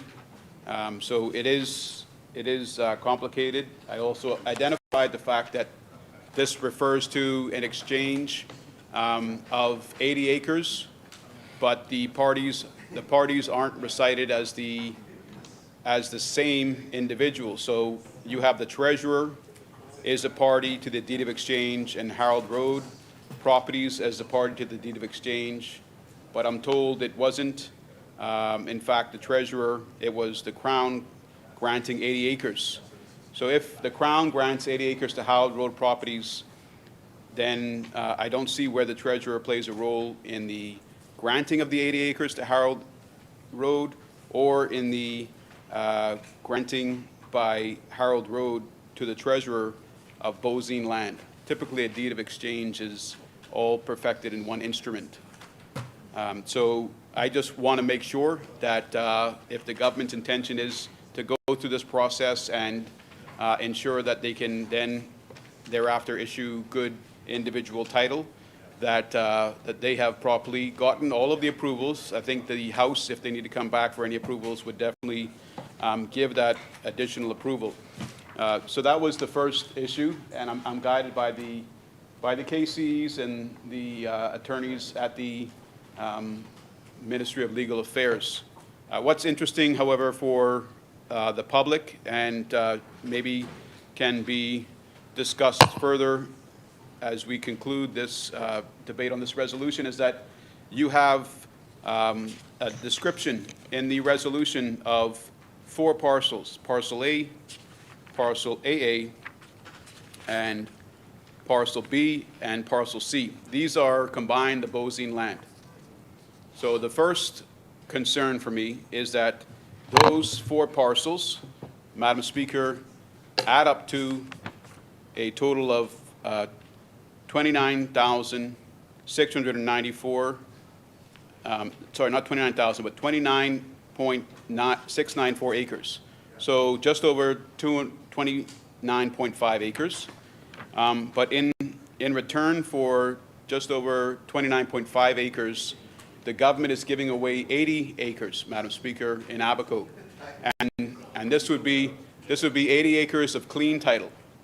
Okay, and in exchange for that, yes, I acknowledge the benefit of having proper title for persons so that they can move forward past long-standing title disputes. But it seems as though we're giving away too much, Madam Speaker, in exchange. And there's also the aspect that all of these titles that persons are living in at this time, I think they probably would have paid some consideration over a period of time. So you have Harold Road Properties, which is now getting 80 acres of clean title in exchange for 26.5 acres of contested title, and also contested title that they've already received consideration for. This may not be something that everyone sees as the best deal that we should have come to in an exchange.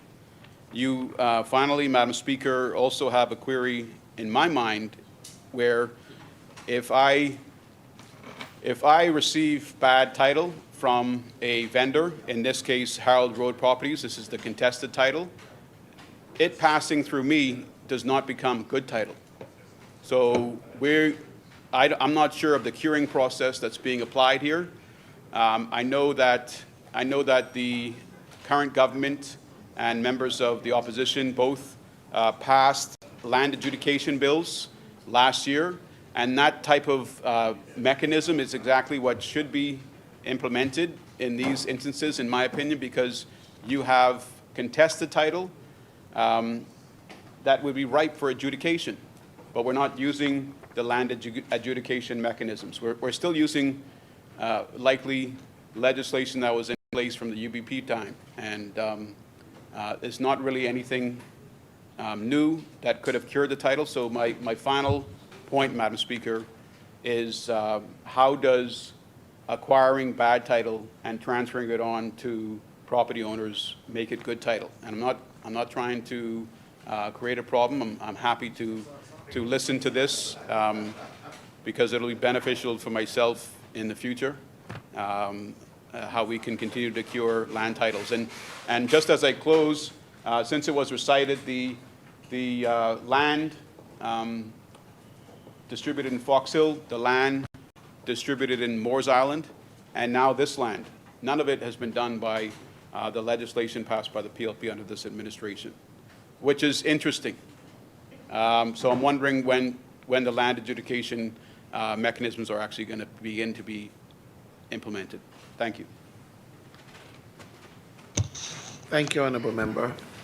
The Chair recognizes the Honourable Member for... You want to speak first? Carolyn Rumkey in San Salvador. Thank you, Madam Speaker. Madam Speaker, I am so delighted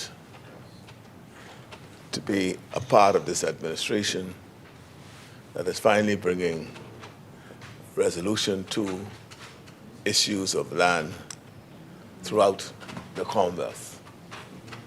It has started with our major reformation with the passing of the recent Land Act, which converts our present system of land law, one from what is usually or commonly called the deed system to a registered land system, which brings more certainty to title rather than the deeds land. And if I may add, from a historical point of view, the system of law that existed before the passing of those recent transformative pieces of legislation, which included the Adjudication Act, were pre-1925. The Deed Systems Act is based on the English common law, and England in 1925 passed a real property law that converted their system from the deed system to the registered land system. And we are just catching up. And many of many jurisdictions, I guess all jurisdictions under the common law system, have all migrated to what we call the registered land system. And no one did. We have now done it. There have been many attempts by previous administrations to do so, but no one has truly pulled the trigger. We have, and that is now the case. And in respect to the present resolution, I'm so happy for my, I'll just say my people in Bolzine town. Yes, sir. Madam Speaker, I don't know whether you're aware, or whether many of you are aware, but the original settlers of Bolzine town hails from Cat Island. And the predominant members that came from Old Bight, Cat Island. There you go. You know, and what I do regret that what I used to call it the matriarch of Bolzine town, Adele Dawkins, is not alive to be able to receive in her hands, right, a conveyance for the property that she's been on for all the years that she's lived there. But fortunately, there's another who lives there now, Mrs. Adeline Burrows. Because I'll come see you soon. I know I owe you a visit, but I'll be there soon. She is alive. Fortunately, Cornelius, her husband, her son, they're not there. But this is going to be a great day for her, to have the certainty to know that she has title of property that could be passed on to her families when she were to pass from this earth. So I'm pleased to be able to say I participated in this. And yes, little boy from Old Bight, Cat Island, led the charge to get this done for our people from Old Bight, Cat Island.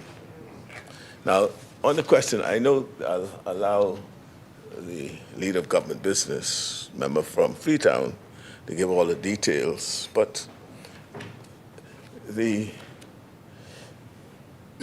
deed of exchange that you see, you have to look at that deed to understand what actually happened. Because the land that was, in fact, transferred to Harold Road Properties Limited was Crown land. And the consideration for that Crown land was the land that was quieted by Harold Road Properties, which happens to be that part of which we call the Bolzine town period. So that and the house on. So that's the essence of the first paragraph. And that's why it was not necessary to come to Parliament, because they did not, in fact, alienate any property, but rather the Crown, the government stepped in and say, in consideration of Harold Road Properties, conveying that property to you, and the title has been acknowledged and confirmed by the courts, so it's no longer a questionable title. The consideration for that is land that will be provided to you by the Crown, and that's what happened. That's the explanation for that paragraph. I commend the member for Carmichael for his erudite and setting out the facts and the circumstances, the reasons for why this is necessary, and of course, highlighting the need for more of this to happen to help to bring certainty to land matters in this country. It's just been challenged for too long, and I'm happy to be a part of this exercise.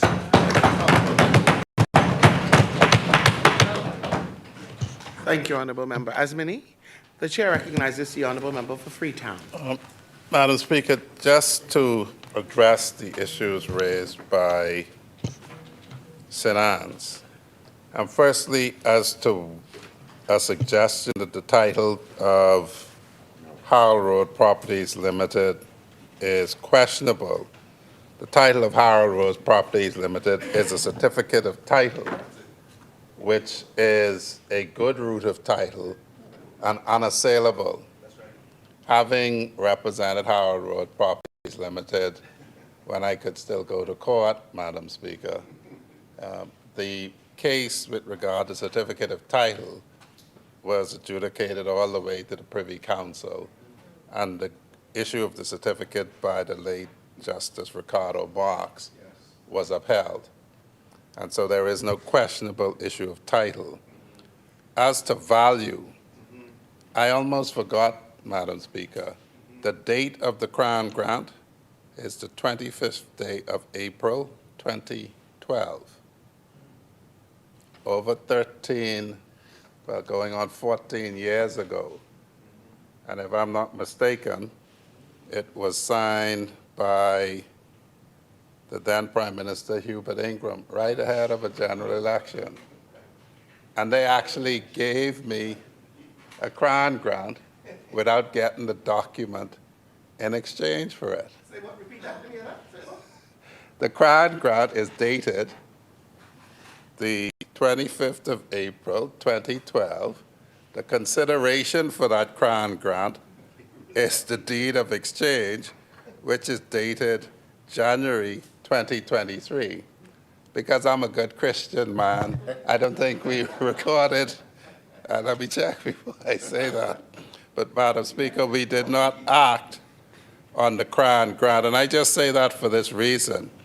I do remember that the assessment of value, clearly land in New Providence and land in Abaco is not comparable acre for acre. And the Prime Minister at that time, I think Marsh Harbour is in North Abaco or South? South. But the Prime Minister who was superintending this deal in 2012 when we were making it had more than a passing acquaintance with the island of Abaco and values of land in Abaco. And Madam Speaker, my recollection is, tested by age as it is, that at that time there was valuation, because I believe we were asserting that we should end, one of the executors was asserting that we should end up with more acreage than that, and the then Prime Minister called for a valuation, and that's how we arrived at the valuation. So the certificate of title is good and perfect title.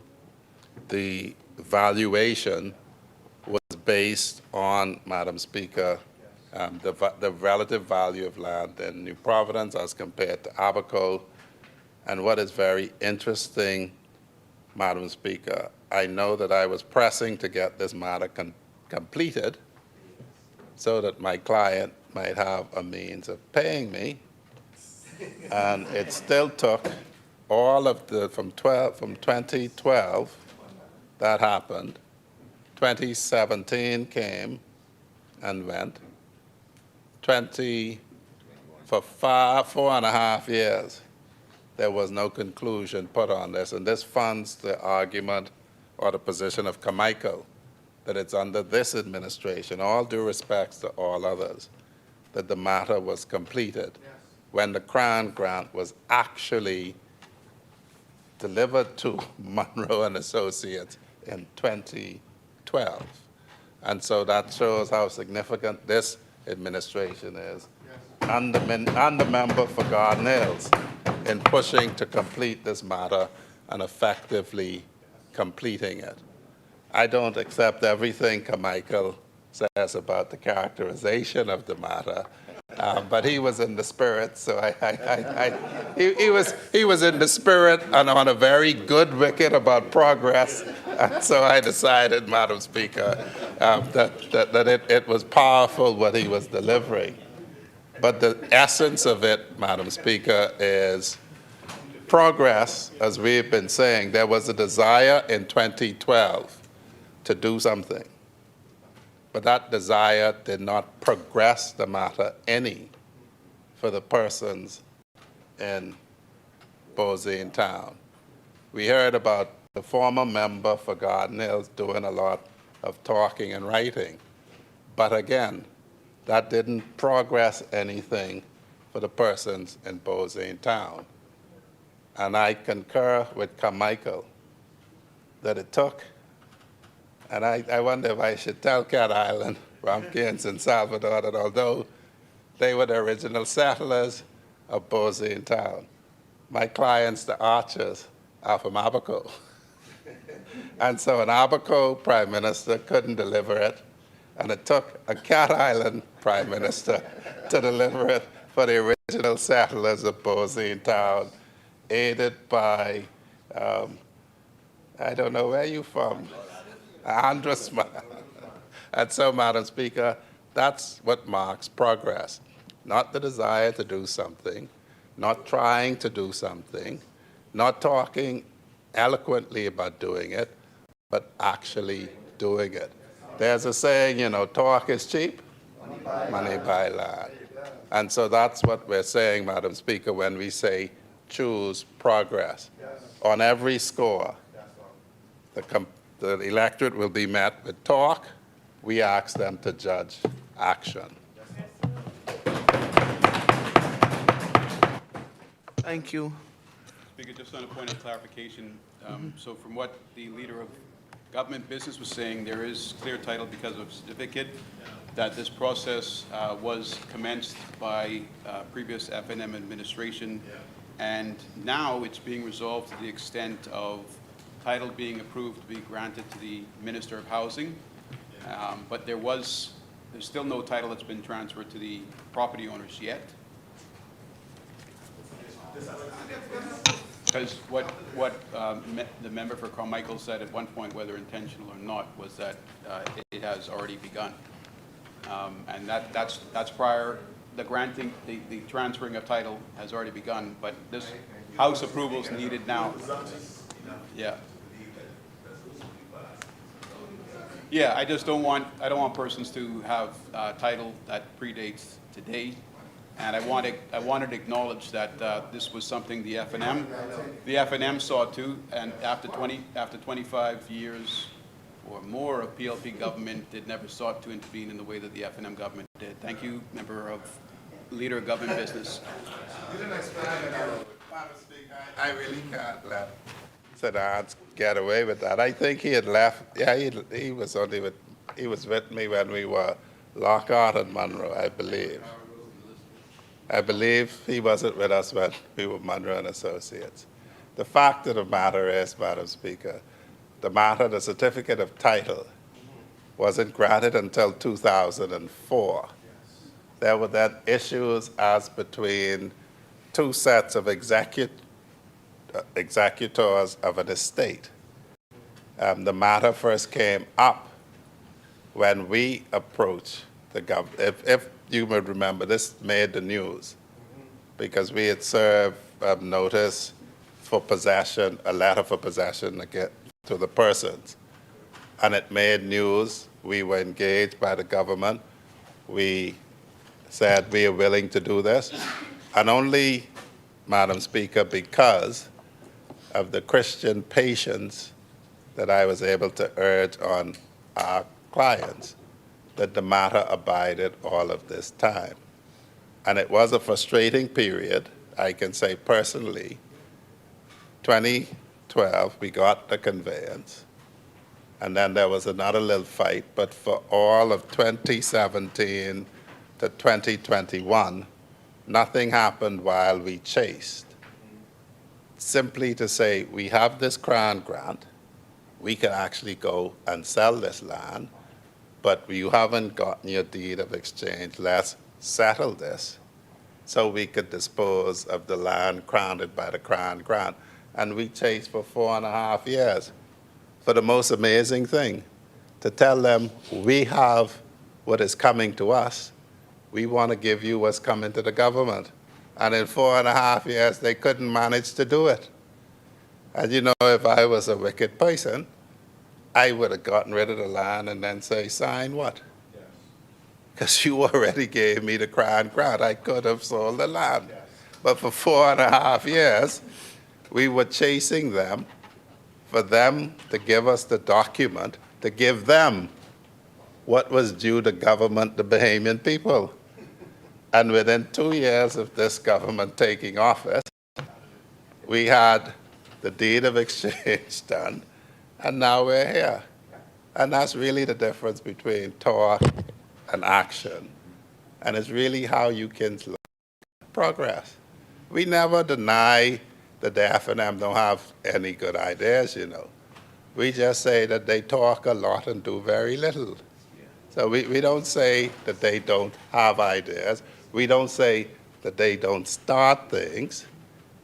But it ain't how you start, as Carmichael told the children this morning. It's how you finish. And you can start 100 things. And I'll be better than you if I finish one thing, but you ain't finished nothing. And that's all we're saying. I think discerning listeners will have picked up what I've just picked up, and that is that after the conveyance to Freetown's clients in 2012, he was actively involved in the delay of the title being transferred to the Crown. And it wasn't until after he joined the House of Assembly that it was possible for that to happen. I mean, that is exactly, Madam Speaker, Cliff Note brief, that is exactly what he just acknowledged, and I'm glad that I've been standing on my feet asking questions, because there is certainly a lot more than was originally portrayed. Bottom line is, it took two governments to get it sorted out. It could have been done earlier. It's being done now, and why it wasn't done earlier, member for Freetown had a hand in. Thank you, Honourable Member. Madam Speaker, only because of the imputation I will answer that. As he would have heard, after they didn't finish, the executives got into a fight amongst themselves. The two sets of executors. The first time that we were in a position to bring peace to them so we could give the government what the government was entitled to was in about the beginning of 2018. I just did the search on my emails. And so when you have two people fighting who have to agree for something to be done, nothing can be done.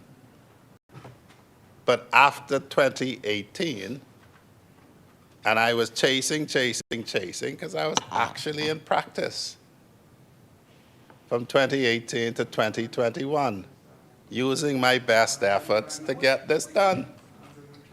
It's just amazing. I have to chase you to give you what is owed to the Bahamian people. And it can't be Dorian, because I was chasing you for a year before Dorian. And it can't be COVID, because all we had is time to sit down in office and do paperwork. During COVID, that's the only thing you could have done. You couldn't go to court. The only thing you could do in COVID is sit down and do office work. So I was chasing you for 4 years to give you what belonged to the Bahamian people. And so to suggest that somehow I delayed until I got here, I was chasing them for 4 years to give them what was owed to the Bahamian people. Thank you, Honourable Member. It's been moved and seconded that the following resolution be agreed. Whereas by a deed of exchange dated the 27th day of June, AD 2025, between the Treasurer of the Commonwealth of the Bahamas, known as the Treasurer, a corporation sole established under Section 4.1 of the Ministry of Finance Act, Chapter 23, Revised Statute Law of the Bahamas 2000, known as the Act, and Howell Road Properties Limited, a company incorporated under the laws of the Commonwealth of the Bahamas, known as the company. The company transferred to the treasurer all that certain piece of parcel of land hereinafter described in the first schedule attached hereto, the Bozine land, in exchange for a crown grant of 80 acres or thereabouts on the island of Abaco. Now therefore be it resolved that pursuant to Section 53A of the Act, this House approves the conveyance of the Bosine land to the Minister responsible for housing for a nominal amount of $10 Bahamian. As many are in favor, will remain seated. Those opposed will stand. The resolution is agreed.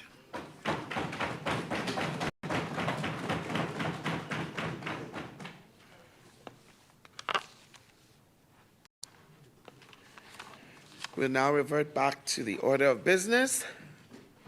Member statements. The chair recognizes the honorable member for St. Anne's. Madam Speaker, just briefly, while we were in Parliament today, some of the members of the constituency office saw to the installation of 2 additional community area signs at Camperdown and Sans Souci. So for all of the wonderful residents, you're going to see a continuation of the MP capital grant efforts in our wonderful community. And as Port Charlotte always acknowledges, that would include him as a constituent as well as the member for Freetown. And I think even the good member for Yamacraw, if he still lives in Nassau East North, driving along Prince Charles, would have seen some of them as well.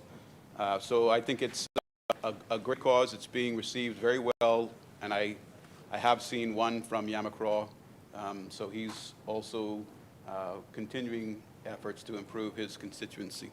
Thank you, Madam Speaker. Thank you, honorable member. Appointment of select committees. Instructions to select committees.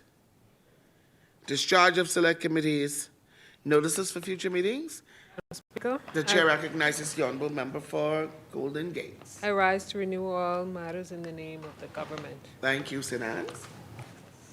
Thank you, Madam Speaker, and I rise to renew all notices in the name of the opposition. Thank you, honorable member. Adjournment. The chair recognizes the honorable member for Golden Gates. Madam Speaker, I move that the House at its rising do adjourn to 10 a.m. on Wednesday, the 18th of March. Thank you, honorable members.